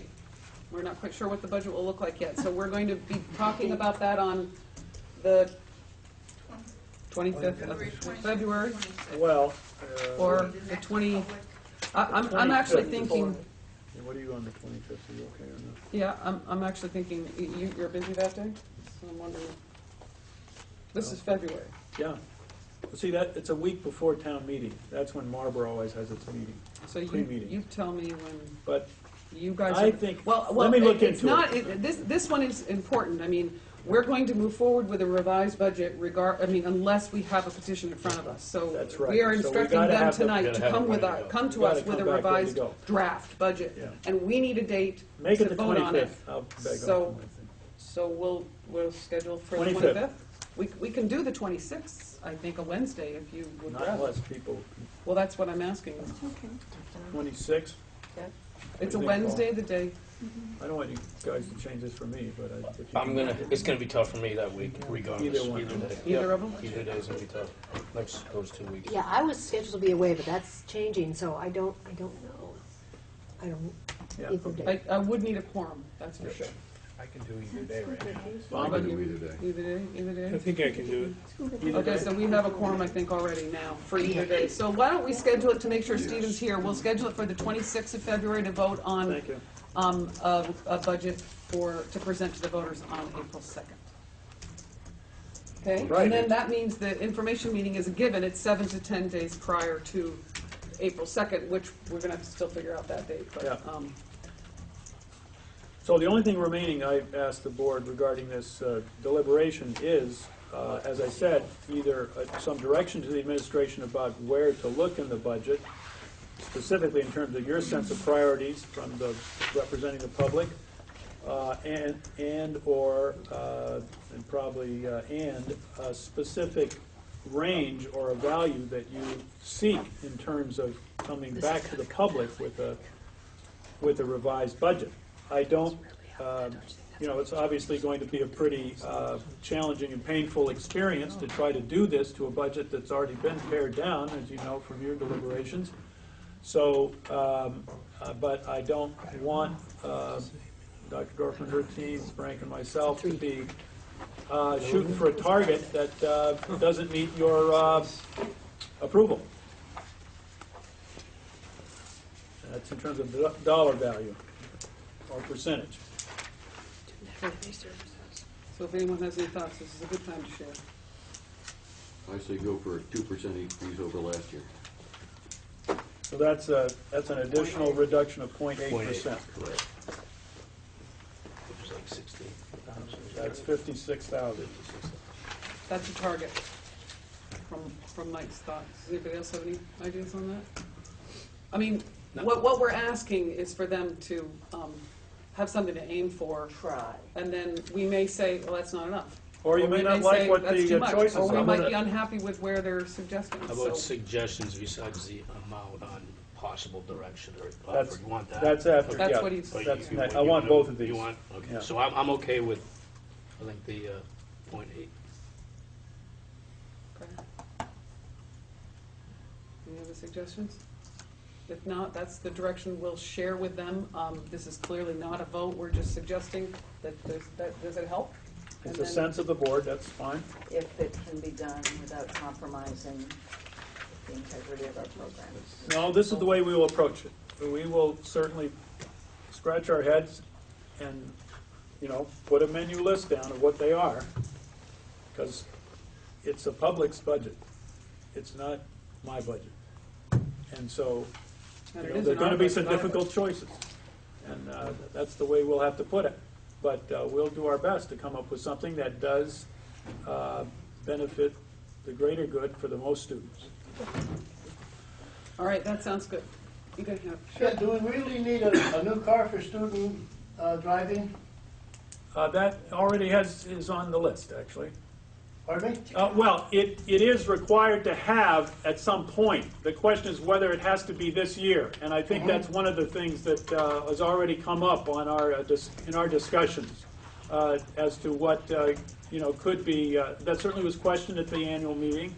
And so we're going back to the annual meeting notes and seeing what's mentioned. And certainly I see some nods from the board. $1,000. Yeah. 7, I Well, think. for this year, I mean, that was a 3-year, $7,000. What we would be talking about would be bumping it Yeah, out. getting another year out of it. Yeah, exactly. And So- students are not, they don't pay for this education. It's required. Driver's ed? It's required. Who pays for it? The public? It is required. But we have to required to offer. offer. Oh, you do have to? Yeah. Yeah, and interestingly, it has to be offered during the school day, too. This is part of the legislature's wisdom regarding the necessity of our young people, especially those of lesser means, being able to get a license so they can go to work and provide transportation for themselves. We aren't always able to offer driver ed for every student. Some students really struggle getting it, I know, because we don't have it offered all the time to meet the needs of every student. We've been trying really hard to make sure that those needs are met. It's been very good. Yeah, over the years. Our enrollment has gone down. We've had, in the past, we've had issues. I can't say it's met every student's schedule, but we have been able to meet the enrollment demand. That's great. So. It's a .75 position. So there's no question, we're required by law to have the course, so we're required by law to have the car, so I don't we'll have put it off. complaints from parents or students or the counseling department. I can't get drivers yet. I'll hear that about some other things, but I haven't. In the last year and a half, I have They've done it before. It's been, I think, well addressed. So does anybody And it's have not any, for people, too. does anybody have any other feedback about the driver ed car or anything else like that? Yeah, so the. Yeah, sure. Oh. No, go ahead. Okay, so the increase that went from 53,223 to 63,338, is that for the new car? That's my question. Can you give me a page? Are you looking, oh, I'm sorry, you don't. Let me see. The car was Oh. $7,000. She's under driver's ed, just that. Probably under driver's. Is that what she said? 10,000 overall. It was a $10,000 jump, so I'm just wondering if that's Can you put it under driver ed? Yeah, so Okay, if you were page- looking at We're getting an answer, yeah. Page 13. Right. Yeah. Yep. Under expenditures, driver education. Yep. Went from 53,223 to 63,338. 381, sorry. Yeah, so if you look at page 19, a couple of more pages. 19. Yeah, top of the page, you'll see the driver's ed proposal and the different pieces of that. Yes. Yeah, so the single largest is the $7,000 in equipment. That's the first That's the first installment of a installment. reserve to buy the car. Okay. So the answer is yes. Yeah. But there are other increases there related to Right, there's more than, health care and so forth. Yeah. See, Supplies and maintenance, cars getting older, maybe there's a little more maintenance, Right. And salary, And salary increase as well. that's negotiated. Yes, I will say that one measure of the board's and administration's efforts to constrain costs is that expenditures is that the master agreement for the professional employees, the teachers, called for a 3% increase, and the health premium is what, 4 point something, right? Health was 4.5. Health was 4.5, and the salaries was 3. So obviously, there's been some trimming elsewhere to make it come in at 2.8. Now we're directed to bring it to 2. So I just want to let you know the extent to which this process, beginning back in November. We'll begin actually a lot earlier than November. Began earlier than that, October, but for in us, terms the of public meetings, board the saw it board, first yeah. in November. Anyway, Beginning. any other suggestions? Really would be very, very appropriate at this time. Sorry, if I could just interrupt, just to respond, to the board does whatever we want. We have very little margin of decision-making here. I was talking about the select boards in the towns. No, I know. It's like, this, our board here, we have very reduced margin of where we can actually make any decisions between state mandates, contracts, this, that, and the other. I mean, what we can do is, as you can see, is really go down line items and decide if we're going to spend $6,000 or $4,000 on a car this year. Go ahead. Last year, I was talking to Steve John on the phone. I've known him since my son Cole started school here. He was principal. And he said to me, are you part of that committee that just recommended that the school budget in Brattleboro be defeated? And I was ashamed to admit that I was. I'm a member of the Finance Committee, which has recently reconstituted and given a broader purview in Brattleboro to recommend such things. I felt it was imprudent of us to make that recommendation, and however, the committee has to sort of make its recommendations in unity. The question that I asked them before they went ahead and decided over my objection really to do this was, have we gone to that administration and asked them, what would you do if you were faced with an economic necessity to reduce your budget? How would you go about it? That, I think, is the crux of the matter. I think you have an administration here that's exemplary in its integrity and its ability to plan and manage. They've given my sons a wonderful education. And I think that that they should be given the discretion here under these particular circumstances, be it bad weather or what, to come up with the best possible adjustment. Now, I would urge, as a parent who never had a chance to vote on this school budget, because I live in Brattleboro and my ex lives in Brookline, I would urge you to reconsider this budget and try to pass it with all of the important parts intact. The administrators have, as I know through Brattleboro's Finance Committee, a number of different options. There's relatively painless ways to reduce the budget, and then there are relatively painful ones.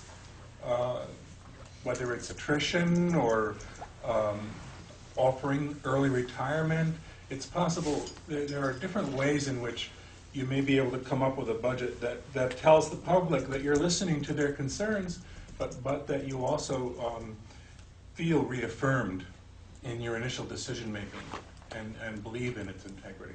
I believe Brattleboro still votes both for their town school budget and their high school budget on the floor. That's correct. And so they're not bound by the same law that we are because we vote Australian ballot. We actually can't do what you just suggested. We can't make the decision on our own to just come back with the same budget. And Well, I'm not reaffirm it. urging that you do But- that. But a petition can That's what I was require that. referring to. Right. If that petition does get off the ground, I think that's probably your best bet. I mean, Yeah, sure. If it comes to us, if it comes to us, we're required to follow Yeah. that as well. Yeah, sure. So we have a lot of requirements. Doreen? So back in November, when we first drafted and proposed a budget, it had a 3.8% increase. And then when central office received the information from the state on the impact on local taxes, very quickly that went from 3.8 to 2.8 with significant cuts. I mean, it's a larger decrease than what is being proposed right now, the 2.8 to 2% increase. And so what you describe, I was like, okay, we did that to get to a point, and which wouldn't mean, it's like the driver's ed car, things that work that needs to be done, that if we need to wait another year to preserve our curricular and for the most part, our co-curricular programs, then, and when I say the most part, the co-curricular programs with very low enrollment, golf, cross country, they're not running this year. They were I believe they were funded to run this year, but we're not spending the money on them. For next year, they're not funded at all. So there have been some adjustments made in that regard. So I appreciate your faith in the administration to do the job, and I appreciate the support in the curricular programs that we don't want the students to feel the impact of a reduced budget. I don't know how that can be avoided to go from 2.8 to 2. That is a 30% reduction in the proposed increases. Okay. Yeah, in the proposed increase. Yeah, that's quite a way to put it. It's great having a student on here who pulls that number right out of his head. Thank you. Yeah, But it is, that is quite, that is right, you know, isn't it? especially given the across increases, the board 30%. 3% increase for salaries, and then 4.5% for their insurance. So it's tough times. It sounds like you're doing due diligence. I just wish there was like, oh yeah, and there's something, but Well, just, we're going to keep plugging forward. Yeah, There's no question that's right. we will do that. That's and right. We're going to do the best we can with this. I guess my comment, just listen, I really appreciate everybody, especially bringing Yeah. specific things to the table. Yep. I thought what Beth brought was important because too. I never would have thought people voted down the budget for what she said, for those reasons. Yep. Hearing what I said, I think it's really important to have some specifics. You know, I heard a lot of things about the kitchen, I heard some about driver's ed. I know we talked about capital improvements at the board meeting. You know, I think all these things are important to our school. Number one is the education. I think we're heading in the right direction. I don't want to see any of that change. My suggestion is, and I think Steve's already thinking that, is we have a lot of phased projects. We have capital improvement over years. We have driver's edge phased in over years. We have the kitchen, 3 phases of that. I think there might be some ways that maybe some of that money could be moved around from phase 1 to phase 2. We can still, those are still important for us, but that's, I think, how I would possibly approach it based on the specific facts we got. You And know, I agree with that- you. I agree with you, Paul, absolutely. The only thing I would caution, just so that you are all aware, that this is exactly the kind of decision that every school board has to make when they are faced with a necessity to reduce their budget, Yep. whether it's through a failed vote or whatever. And the first things that typically go are facilities. And one of the things, or you know, sometimes music, art, if it's a deeper cut, those sorts of things are the ones, we all know which ones get cut, because those are the areas we all talk about, things we can't cut, things we can, where we have discretion.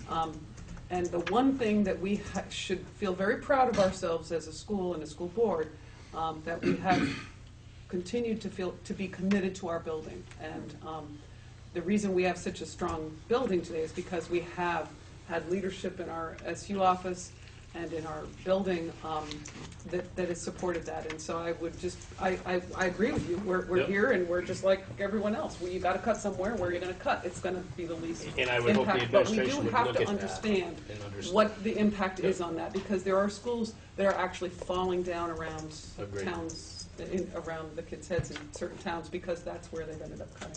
Yeah, when we start talking capital, we have to have a longer view than just this current year budget. Yeah, we absolutely We do. got And That's that was why we actually brought capital up at the budget. annual meeting We that got a 5-year plan. we Correct. cut back on our capital expenditures for 3 years, and then we threw them all back in there this time, all at a jump, and why the hell wouldn't we just keep up with it? Well, part of the reason why we had cut in those years is because there were Well, I things that we understand, had we put had to some our of it bond. thrown into that To Dutton the Gym bond. bond, but Right.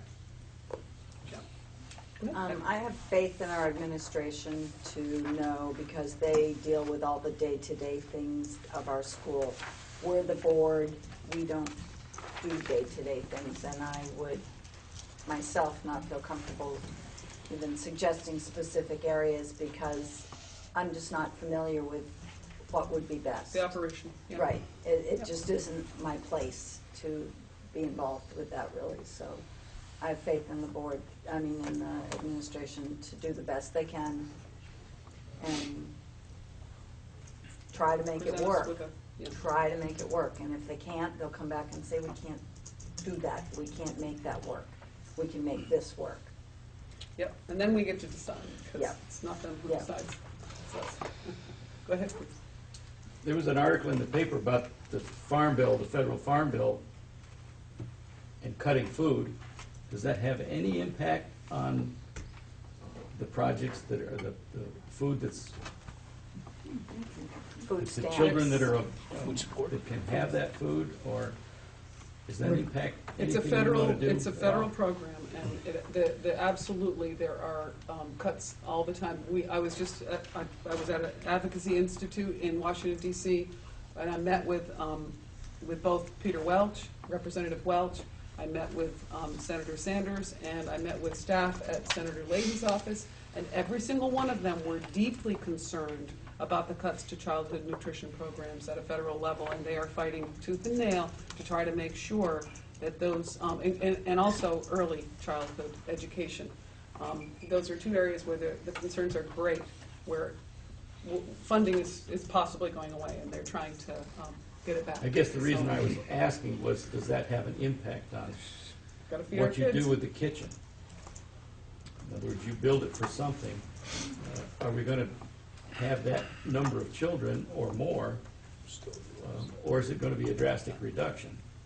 I think the state has stepped in at times when we've had loss of revenue from federal level. You may be able to help me, Frank, a little more than that, but I think the state has stepped in. We are committed in this state. I am so proud of Vermont for the way they stand up for children. And the state has found the money before to step in when we've had cuts at a federal level. I'm not quite sure where we are today. I don't know if you know any better than I do, where the state and the federal level stand. I just know the cuts are there, and I can find out for you. I should probably know off the top of my head, but I don't. Yeah, at this point, we're getting no guidance about the implications of this, but we know in other very important programs like our Title I, our Title IIA, Right. when those sequester cuts went into effect, we lost programs. And unfortunately, it's either we cut the program or we increase the investment from the local budget to carry it forward. So this, I would assume it will have a similar effect if there is no supplemental aid. I think what Frank's saying is we really don't have the information to be able to make a decision on that. We have to plan on what we know and what we think. Now, we know that it depends on what you believe, and sometimes boards direct the administration. For example, when we say that the projected school enrollment is going to be such and such, I have another board that said, well, it's not going to be that way, Dr. John, it's going to be up 5. So that's what they put in the budget. You know, I'm just saying that they turned out to be right, actually, in this case. But the similar thing about our student projections, we think that student enrollment is going to go down because we know who's in the elementary schools now. We're pretty certain about that. However, what percentage of those students are going to require meals? That's likely to go up if the economy continues to be But we somewhat- certainly are on an upward swing on that, that's for sure.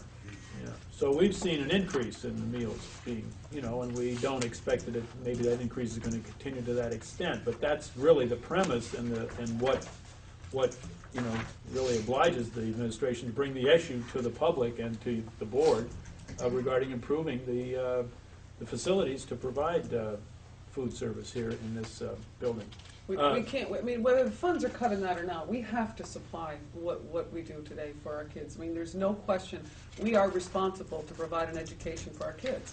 And kids who are hungry can't learn. And so we just absolutely have to address this issue. I know there's a lot of frustrated people out there, but the facts are facts. If kids are hungry, they're not learning, and we need to make sure they're learning. And I'm hoping our job as boards and even administrators is to continue to advocate, and it's true of community members as well, to continue to advocate at a state, you know, with your own representatives and your own senators at a state level and at a national level. This is a need. It needs to be filled. We absolutely, it is our job to make sure that education is provided for kids. But it is part of the capital expenditures, so we got to look at it, figure out what we can do. Yeah, well, we will. So, all right, well, thank you so much. If there's nothing else, we actually will move on. Any other specifics out there for the public? Well, feel free to stay. We're moving on to, let's see, we did the discuss budget revisions and next steps. So VSBA Student Voice on School Boards work session March 28th. Now, this came to both Doreen and I sort of separately. I didn't realize that it got sent to you, and you didn't realize it got sent to me as chair. Was there anyone else who attended besides you, who attended the, I don't think there was, the October convention where, conference, VSBA, VSA conference, where we had students doing panels, and there was a lot of feedback asking for VSBA to support a workshop to learn the impact of students on student voice on the school board, and really a lot of encouragement to do that. So this is an all-day workshop that's taking place. I don't know if you have it in front of you, but I can email it to anybody who's interested. I would actually love to do it myself March 28th. I don't know if you know, what I want to do is open it up for the rest of you. I've talked to Harry Frank, who's the leader of this workshop that's happening. He said, sure, bring another one. And so if anybody on the board is interested in doing it, I think you're probably going, I'm assuming. And did you ask for a couple of students? I was going to have all 3 students, Oh, but we haven't done permission slips right now. Oh, okay. But the plan is, you may be hearing it for the first We time. talked about the student council yesterday. So the plan is to take students and Doreen and board member or members. And so is anybody interested? It's an all-day workshop. It's 9 to 3, I think. Something like that. 9 to 3. I can send the information to anybody who's interested in doing it. It's March 28th. It's a Friday. Yeah. Did John go on here? Thank you. You want to send it out to us? I'd be happy to send it out, absolutely. Yeah. I think it'd be great. I think we'd probably be limited to maybe one other board member or 2 of you, if somebody, I don't think we should go with more than 2. So who's, So it's up to you guys who go. I can't. who is going already? Well, I mean, when Harry sent it to me, he asked if I could go, and I thought that'd be great. I looked at my calendar, it was free, but I absolutely don't need to go. I just want to make sure we have representation from the Leland and Gray board there. I think it's important. Joe just said he wanted me to send it to him. You said send it around to everybody.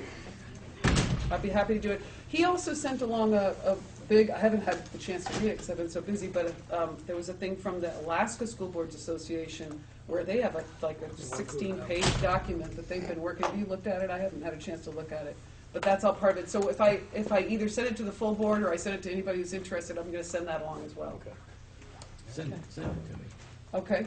How about if there's 3 of you already who say, why don't I just send it to the whole board and then we can decide. People want to go a little The problem is you'll need to decide pretty quickly, I think, because they are asking for people to sign up. So I'll send it out, and if anybody wants to go, let me know and I'll sign you up. So include 3 students, and I plan on attending also. Right. Do you have a sense of how many people will be coming? No, I think he didn't tell me how many were coming. I do know food's provided. It's part of the thing. You don't have to pay. It's free. It's free and food. That's the thing. It is. These things aren't always free, but this one, I believe, is free, and food is provided. So. Well, they're feeding us to work because they want Exactly. us to design. They do want us to state design recommendations or regulations But for this is student good. members on school boards. This is good, and it's fun to work with our students. So I'll send it out. You'll need to get back to. I'll say in the email. You need to get back to me really quickly on it. Okay? Then you can look at your calendars. All right. So old business. Stephen just walked out of the room. We'll slip by Townsend right away till he comes back because I have no update on that. But we'll come back to it. Discuss vision of technology. Doreen. I know we have ripped this off the agenda how many times now? Probably twice. Yeah. And I feel really bad that we've done that. But you want to do it now? I don't know how long the discussion is. I know it's getting kind of late. It's really to share. Okay. And I made a couple of adjustments, and I don't even know if you want me to make make copies or how much time you want to spend on this, given that it's 9 o'clock. Do you want to can you summarize it for us? Or I is it can- something like that, or is it more data intense? Or? It is not data intense. I do. Okay, I can just walk you through it and you have it as an attachment. And so, basically, areas, there are 3 areas of technology that we have identified. And when I say we, I'm talking about the Leland Gray leadership team and also the faculty council had a chance to look at this as well. And so areas are training and support, other connections, and budget implications. And the first area, largest area, is called student learning. And the student council actually got to look at this too, Evan. Remember that? And the student council took a look at this too? I do. So feel free to chime in. And then how we integrate technology into the teaching, the educational leadership that's required to sustain it, and infrastructure and staffing. And so it starts with middle school STEM, and then this time we're talking about grade 8 having STEAM with a visual art component embedded in the STEM. But that's a draft for discussion right now. And then it lists, about our race science expectations with the new earth science course, tech tools integrated into their classrooms, like all the Google applications that students use so commonly now that their teachers are expecting them to use for collaborative online learning. We're looking at developing some kind of assessment for students to self-assess their technology skills for college and career readiness. So that's something that we are looking to develop. And then the opportunities to participate in advanced computer or technology courses, whether it's a computer science course, an art course, a music course, like we offer technology of music, which is sound engineering, and co-op, which is, that would be for if a student chose to pursue technology as their particular internship. However, we're trying to integrate more technology use and financial literacy in the co-op program, and that's something we expect to launch for next fall for all the students, no matter what kind of internship you're doing. You're going to use these. You're going to learn how to use these technology tools and have a financial literacy component, because that's talked about all over the place about students to learn more about financial literacy. So I mean that's really the where the rubber hits the road of what are students experiencing. And then for each of those things, it's, well, the workshops and courses offered to faculty staff at Leland and Gray for the essential tech expectations that every teacher needs to know and use, and then their advanced technology expectations for people who are actually teaching more advanced technology in their classrooms, and the media production class is an example of that one. And so that's something that we would work on, also a self-assessment for them. And here we go. I like this quote. Faculty staff members maintain a balance of tech tools with other evidence-based instructional methods. I think it's actually located almost in the center here, because there are a lot of effective instructional methods, and it's not that technology outweighs all of the others. And so I really want to keep balance in that. So, I mean, do we have a vision of English or a vision of foreign language? Why develop a vision of technology? And it goes back to an original conversation that I had with the IT director from Wyndham Central. Said, where is technology headed at Leland and Gray? And that was the basis of the conversations in building this document, to be able to ground ourselves in where we are and where we want to head. And it also says in here that for the teachers who have not attained the #1 goal of that they have mastered essential tech expectations, that in fall 2015, they have to have a technology goal as part of their professional development expectations that I would be supervising them in, to make sure that, for example, the whole Google package is just used all over the place, but not in all of your classes, right? I've actually been a leader with the Google Apps platform, and last semester I didn't even have a binder or paper. I did everything on my computer. Took all my notes, did all my homework. One of the things that held me back was that some of my teachers didn't want to adopt the new platform, so I'd have to print out what I typed, which is a waste of resources. Or the idea that they could review it online. Yeah. That's fantastic. Wow. With the idea that it's too much work for me to go check the computer for one student when every other student is passing it in paper.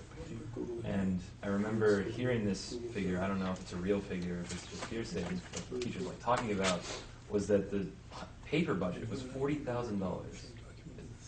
Is that true? No. It's just something it's off by a factor of 10.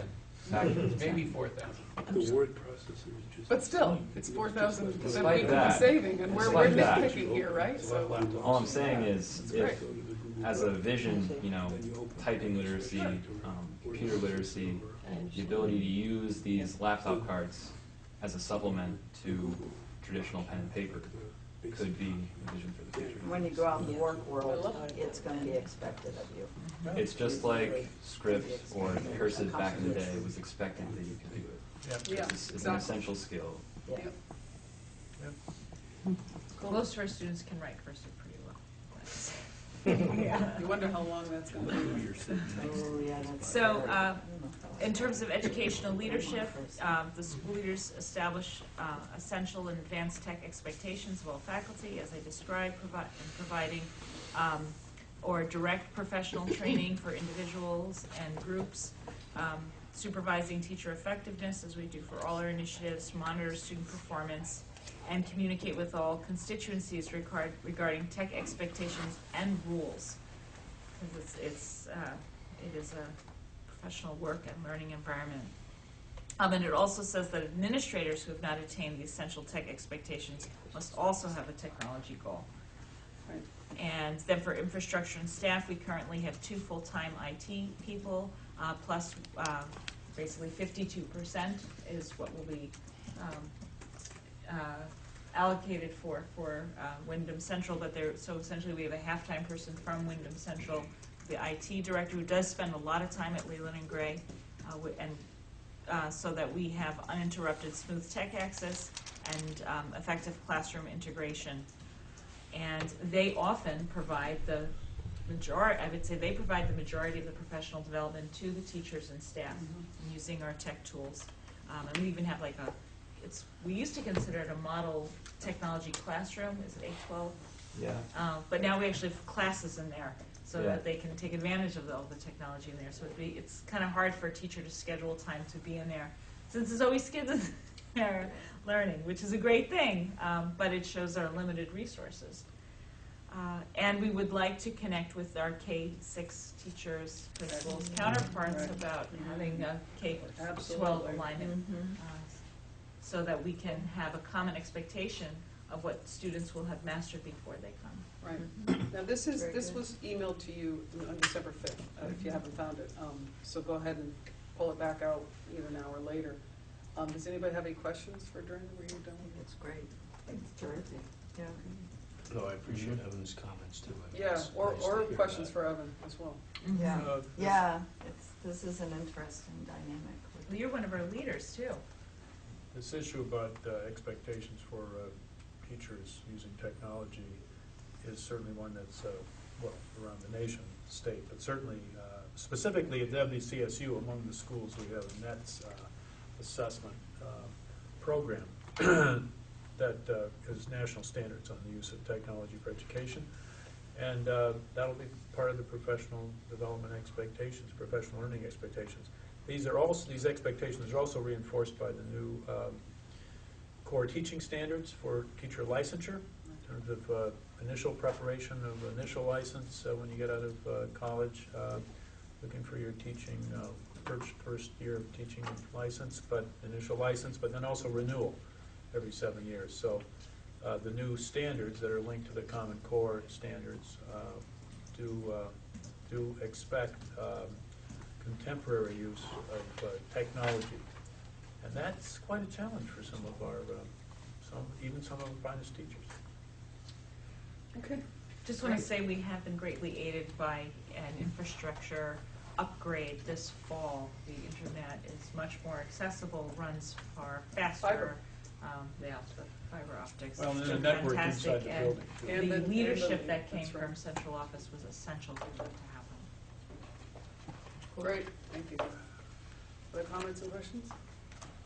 If not, we're going to go back to you because we Oh, yeah, skipped back over to me, about right away, Townsend yep. right away. So, I know this issue of relations with the Townsend Select Board, it came up earlier in the meeting. As you know, as a board, you, based on a meeting that I had, made a motion to approve a right-of-way heading off from the cafeteria.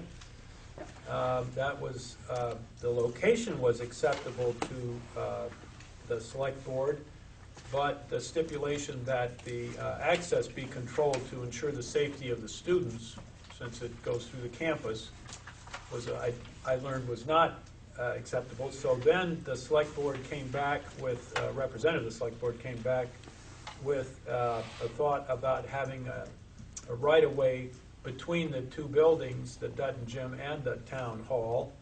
And Emily, you were with me on that, that one, the first one I was with Ed McGrath. Anyway, that was a great idea. that was a great idea, we loved that. So the board, as you know, don't remind you, voted on that one and rescinded the previous motion, directed the administration to pursue that. But that, we got word then later, was not acceptable I think it had to do with the, ostensibly it had to do with the access off of Route 30, and what they called another cut to come in for a driveway, curb cut on Route 30. Yeah. And I don't know whether, I don't have any documentation of that at all. This is all the representative from the Select Board.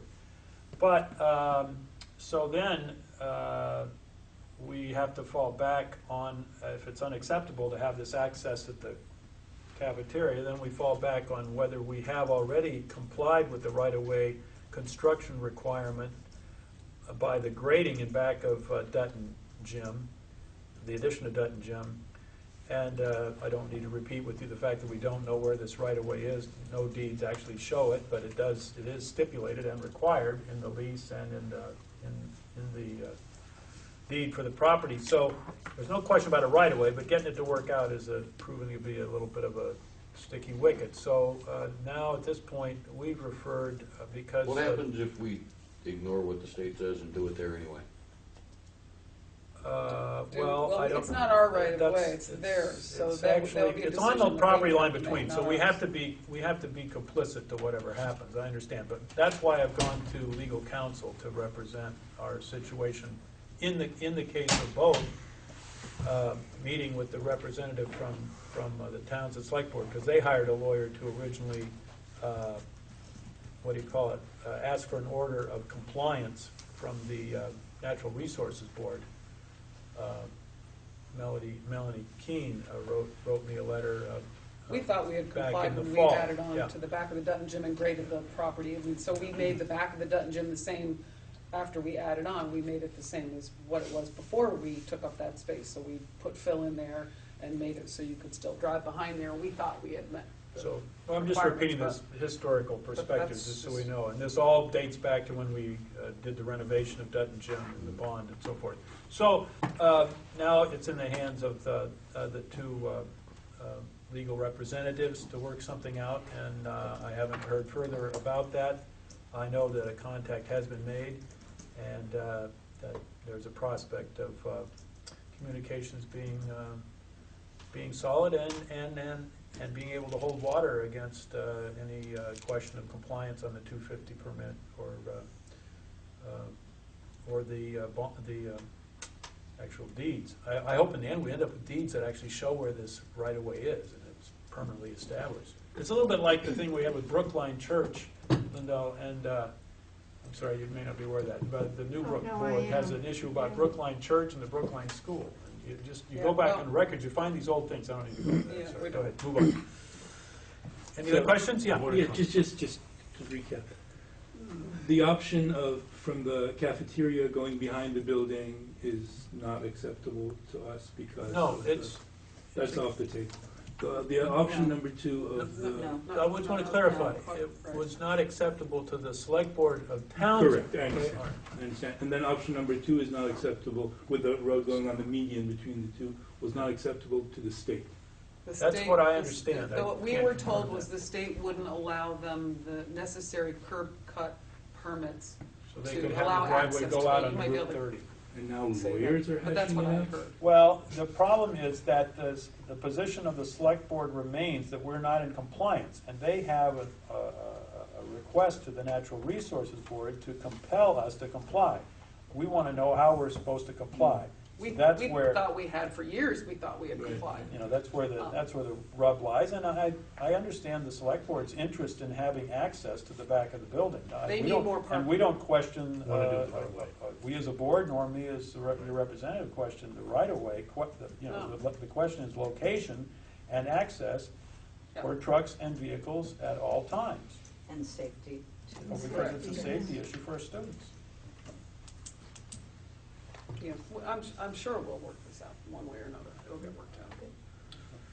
May not make everybody happy in one way or another. No, Them or us, you know, because- compromise may end up not making either side happy, but figure out something. What if we make a little asphalt ramp instead of cutting the curb? Well, once again, it wasn't, we're not the ones who asked the state, they were. This Townsend Select Board. I can't speak to The the Townsend Select Board, or I assume it was the Select Board, approached us and the state about whether we would agree to that alternative, which we said immediately, great, because it's not going through our yard and we didn't have to worry about the safety of our students as much there. We were concerned about the foundation and the well. They're both our foundation, as was Townsend worried about their own foundation of the town hall. We were worried about the Dutton Gym Foundation, and we were worried about our well, and because that's there in both Townsend, the town hall uses it as well as Leland and Gray, the well. So that's why we put those things in the motion, but they had those same concerns as well. So that one sounded like it was moving forward great until the state said, no, we won't allow another curb cut there. So access off of Route 30 there. So, you know, that I would assume that the Select Board is still pursuing that one because it seemed like the ideal situation for them. I mean, it's not perfect either way because you clearly have snow coming off the roofs there and all that. But it was, when I looked out there, it was wider than I actually thought it was. So let's hope that something will work out with one of these ways because they do need parking. It's clear they've needed parking for a very long time. There. So, Okay, if that's. Yeah, we it. just have to, All right. wait and see. Okay, so administrative reports, we're gonna make this brief. How about only questions on Durin's unless there's something specifically you want to, Yeah, I was gonna recommend, can we read it unless there's anything specific? that was You what I was guys gonna say. wanna I appreciate her sending it, and there's some it's exciting very stuff in your interesting. report. Very interesting. One thing I wanted to mention is that I promised to bring a detailed analysis of the kneecap scores, and for lots of reasons, all having to do with Leland and Gray, I was unable to do that work for you. And I want to make known that the report that I gave you with the scores, I was reporting on the testing year scores, and there is a slight difference between the testing year and the teaching year. Because students who were at Leland and Gray last year who moved, say, to Brattleboro, and they were tested this fall, those scores would be attributed to Leland and Gray and not Brattleboro. And so they're both very useful because we want to know the scores of the students who we have now. And the document that you got from me, that's what I put on here. But when it comes to assessing how Leland and Gray is doing, as determined by No Child Left Behind, and determining the school making adequate yearly progress, it is by the teaching year, not the testing year. So I just want a couple of slight differences are in our favor and some are not. So for example, our juniors, I previously reported that 34% of them met proficiency on the exam, so passed the exam under 3 or 4. And the state average was 35%, so just slightly below the state average. So that's true of the testing year. But the teaching year, so the actual students here, it also changes in the state level, and why that is, I have no idea. But actually the numbers are reversed. So if what we're actually assessed on per AYP, it's 35% of our students met proficiency, 1 percentage point above the state average of 34%. So it's just, slight differences. Also, for middle school math, it went up by 1 point also, but for reading and writing, it went down by 1 point, and that just has to do with we have 1 or 2 different students now than we did when who we had in those classes last year. So you'll get an updated one with the information that reflects what AYP is based on rather than the kids right now. It's a little tricky for reporting because we certainly want to know how our kids are doing, who we have in our class right now. So. I was very interested and happy to see the attention to the mental health of our children. That's a huge, because you have no idea that your child is in a situation until something happens. I know from experience. You haven't a clue. And it's like, huh? And if the right things happen, it all works out.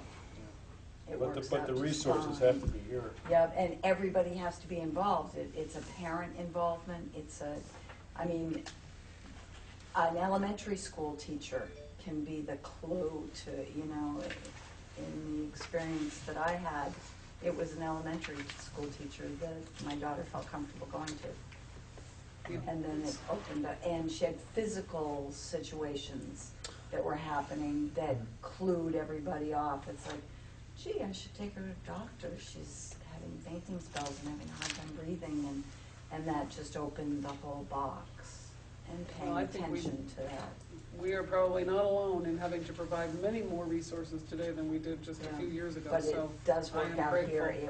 It worked like a charm here. Yeah, great. It was just, yeah.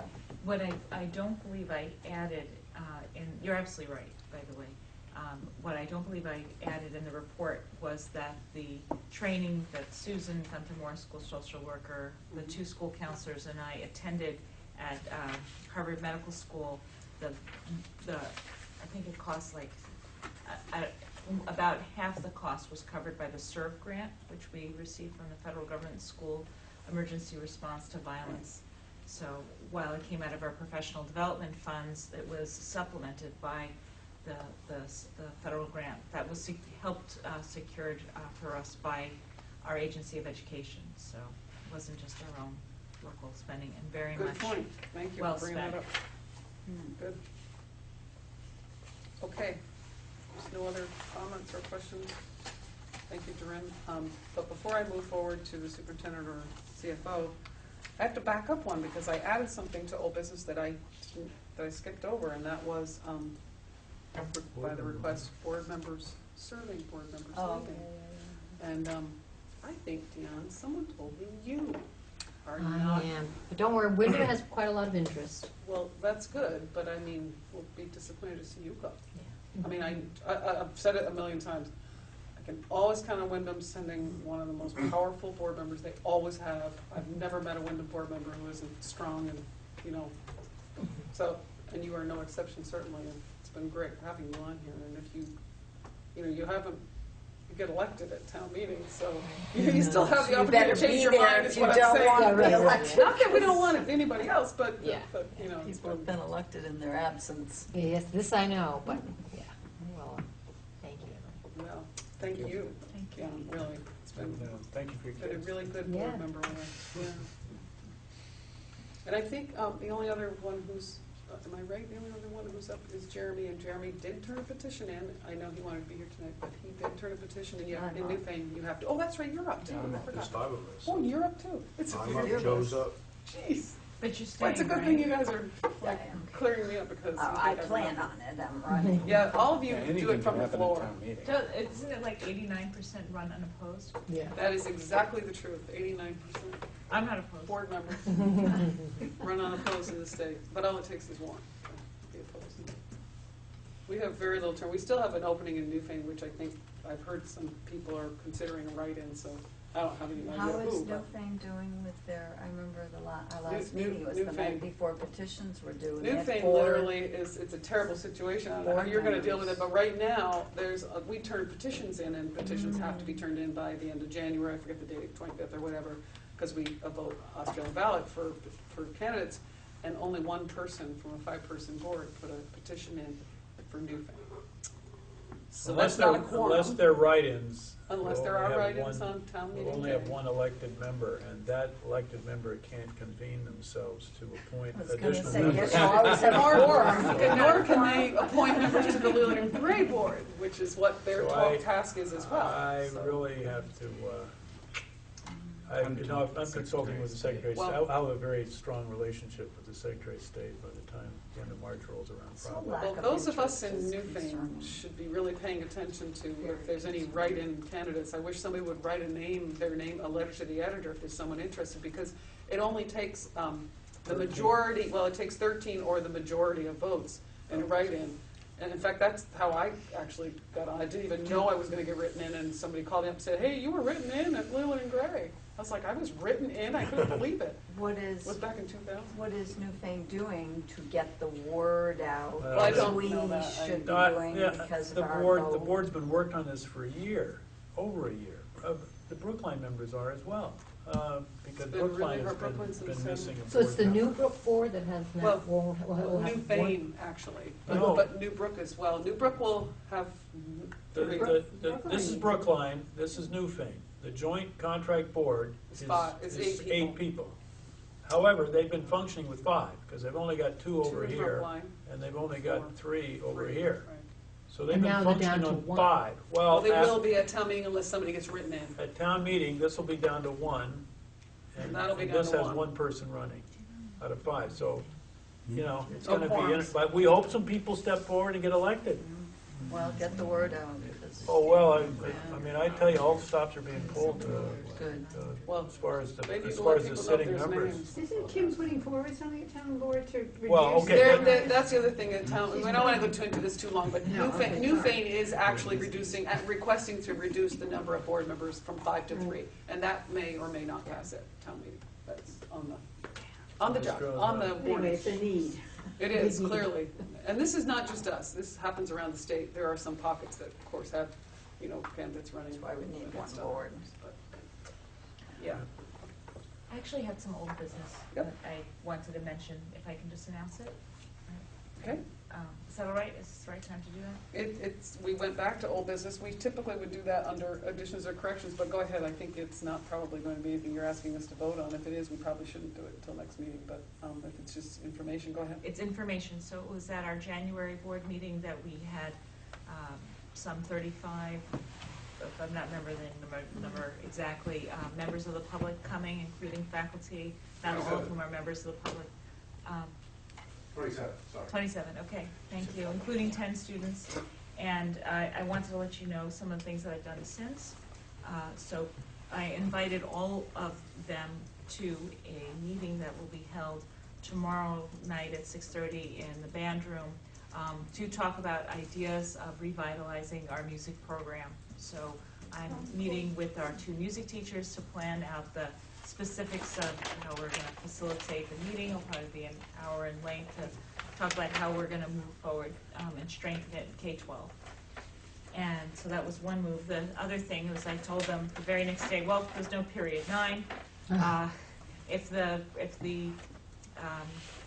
solution to a problem is considered worse than the problem by the people it's intended to serve, then it's just dead on arrival.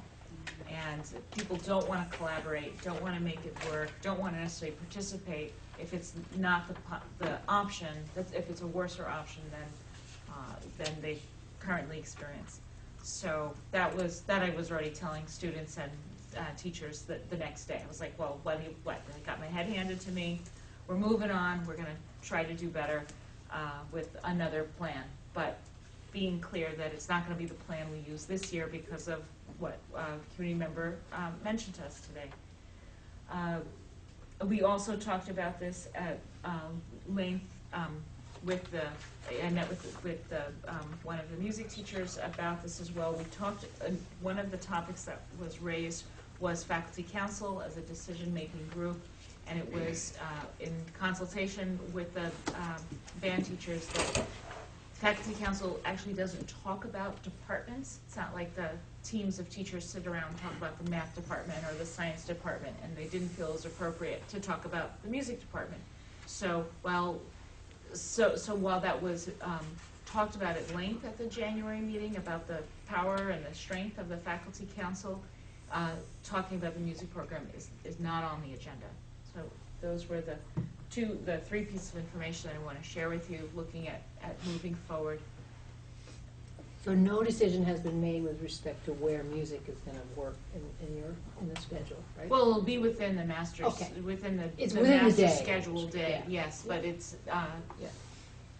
Yeah, and yes, I really that's all like- I know at this point. I'd really like to congratulate you on Yeah. moving like that, so Oh. quickly and so constructively in the face of a lot of stuff. Right. Yeah, hindsight's I'm always just applauding 20/20, what you huh? did. Always. Thank you. It reminded me a lot of the debate about PE credit for participating in athletics. How many Yeah. meetings Yeah. we spent on that? I remember well. And until we came to a compromise. Yep. And it was true at that time, it was not in collaboration with the PE department to move that option forward. But ultimately, it did come to meeting with the PE department to come up with a compromise to present to the board, because we had 3 meetings devoted to that. And I guess I didn't learn enough my first year here that is the way to proceed, because if the people carrying out the change don't buy into the change, there's not going to be a change. Okay. Sorry, Any thank questions? you. Thank you for sharing that. Yeah. All right. Since we're getting late. Yeah, we'll move quickly. Oh, huh? yeah. Yeah, superintendent and CFO are on here too. Yeah, I just got something to pass around here. This is on youth today. It's from the Quaker Action. But there's an interesting comment here. Statistic, 15 to 24-year-olds are 18% of the world's population, but account for 41% of the unemployed. It underscores the importance of education. Education. And the importance of a vibrant For economy. everyone. Education that is accessible for everyone. And then Carolyn Partridge shared with me her desire to sign a petition for reconsideration. She confessed that she would not be able to have the time to initiate any such thing, but certainly if anybody's working on it in Wyndham, they might contact Carolyn. Let's see, I just came from a tuition hearing, just so you know what's going on over in Dover in the state. There's a appeal case regarding tuition to pay public tuition to the Grace Christian School in Bennington. And it's an example of the effort by parents to want to have the public money, tax money, support their child's education, their children's education in a religiously affiliated or religiously intended school. So then the reason why I call it to your attention is because it is not an issue relevant to Leland and Gray, but to your individual school districts. It could be if you weren't a member of the union school any longer. And choice is an important political issue. It's a great interest to me in terms of the use of the public dollars for public education. The Senate Ed Committee is very much interested in this issue. They want to level the playing field between the independent and the public schools. They feel perhaps that the public schools are overburdened with mandates and requirements. I don't know which way they'll go, but there's Senate 1 bill is where they're at, if anybody's interested in that issue. I spoke at the Senate Ed Committee last week because the VEA, Teachers Association Union, has proposed to remove the requirement for relicensure for a portfolio and for an independent individual professional development plan. It's a 7-year cycle, and the union has taken a position that it's overburdening and it's should be simplified and taken away entirely. So in my role on the Standards Board, I've certainly shared my own experience with the process. I advocate for it. I think we can say that lawyers and doctors and even physical therapists may get their license by filling out CEU credits, continuing education credits, and sending in a check. But after all, you have a choice about whether to go to them. And I would suggest for public school teachers, we need a higher standard of accountability and professional reflection. And it has to be a strategically planned, improved effort at improving teachers' instruction of our students. That's the importance of a coordinated WCSU effort or a statewide effort. So, at any rate, I leave that up to you. That's to be a political interest, perhaps. It's in a House bill, and it's certainly a step in the wrong direction, in my professional opinion. If there's anything you need us to do to send emails or whatever to our legislators. That's right. Okay. Thank you. Moving on. Okay, we gave you, that came in correspondence. I don't know if that was anything. Yeah, I think it would be good to pass this document on. It's a report from auditors regarding their work on the audit. It is intended for the board of directors. If there's any more over there, they still haven't got them at the end of the page. And it's basically just a statement of their findings, the result of the audit, and disclosures that are related to their work and their work with management. So if you skim this letter, you will see that they had no disagreements, that they found no uncorrected misstatements, and that they felt management's estimates for various assumptions that have to be recorded were reasonable. But if you have any questions after reading it, I'd be happy to answer them. So another excellent audit, Frank. Thank you. Yeah, essentially it's a very favorable audit, and we've enjoyed having a continuing series of these under Frank's work. Thank you. We thank you and your staff. Well, you're welcome. I'll defer all the other reports to next. Appreciate next that. meeting. Very good. Okay, approve bills and pay orders. If somebody would hand that to me, we'll do a quickie one on that. I'll make the motion to approve them.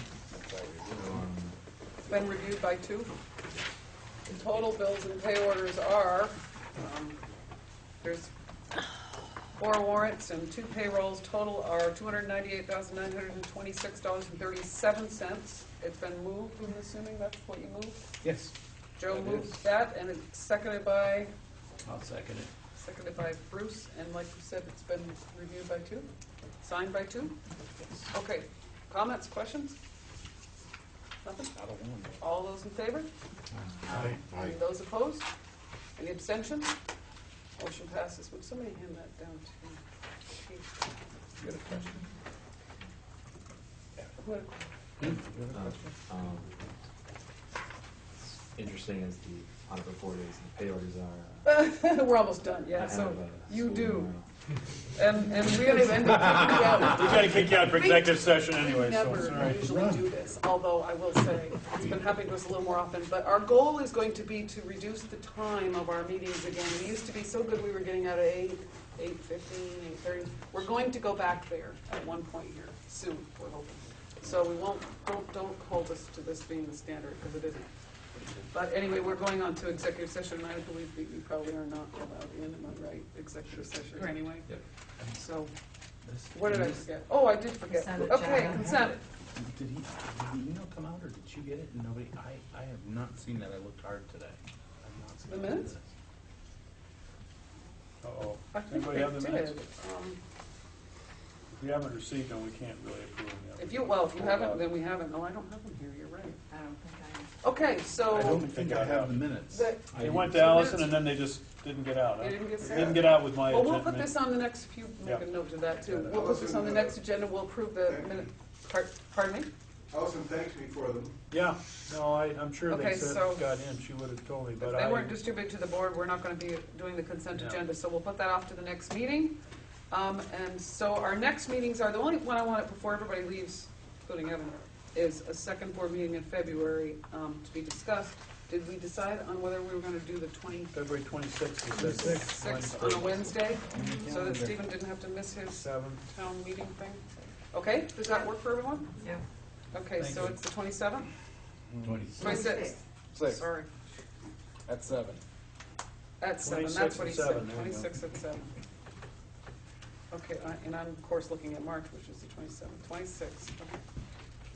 So we're gonna be meeting on the 26th, that's our next meeting, and then the rest are there. So we'll have a warning ready for you, and we'll fill in the blank about the amount of money, and Next, date it, sign it. right. Next regular meeting is March 11th at 7. Leland Central meeting is March 26th at 7, and the reg committee meets May 7th at 7. Okay. We need to call Kathy. So I just need a motion to go into executive session, because we have a personnel. into executive session For to personnel. discuss personnel. It's been seconded by Mike. My predict it'll be pretty brief. We're gonna go briefly, so we're gonna. Yeah, Evan not only No, Evan isn't can't. going to stay, but I don't think can stay, so. We'll let you go to your, we haven't voted yet, but. Thanks for coming out tonight. Thank you. Really appreciate you here and your input, your insight. It's been fun. Mike, go. So all those in favor of the motion, Second. please say aye. Session. Aye. And opposed? Abstentions? Okay, motion passes. We are in executive session. We're just going to wait for everyone to leave.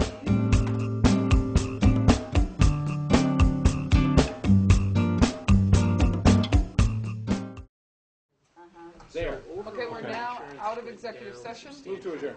And it's been moved to adjourn and seconded. We need to make sure that our minute taker has, Joe moved to adjourn and Mike seconded the motion. If there is no discussion, all those in favor of the motion to adjourn our meeting, please say aye. Aye. And opposed? Any abstentions? Who moved? Joe I did. moved Joe. and Joe and Mike. Mike About 10 seconded. seconds, we're all going to move.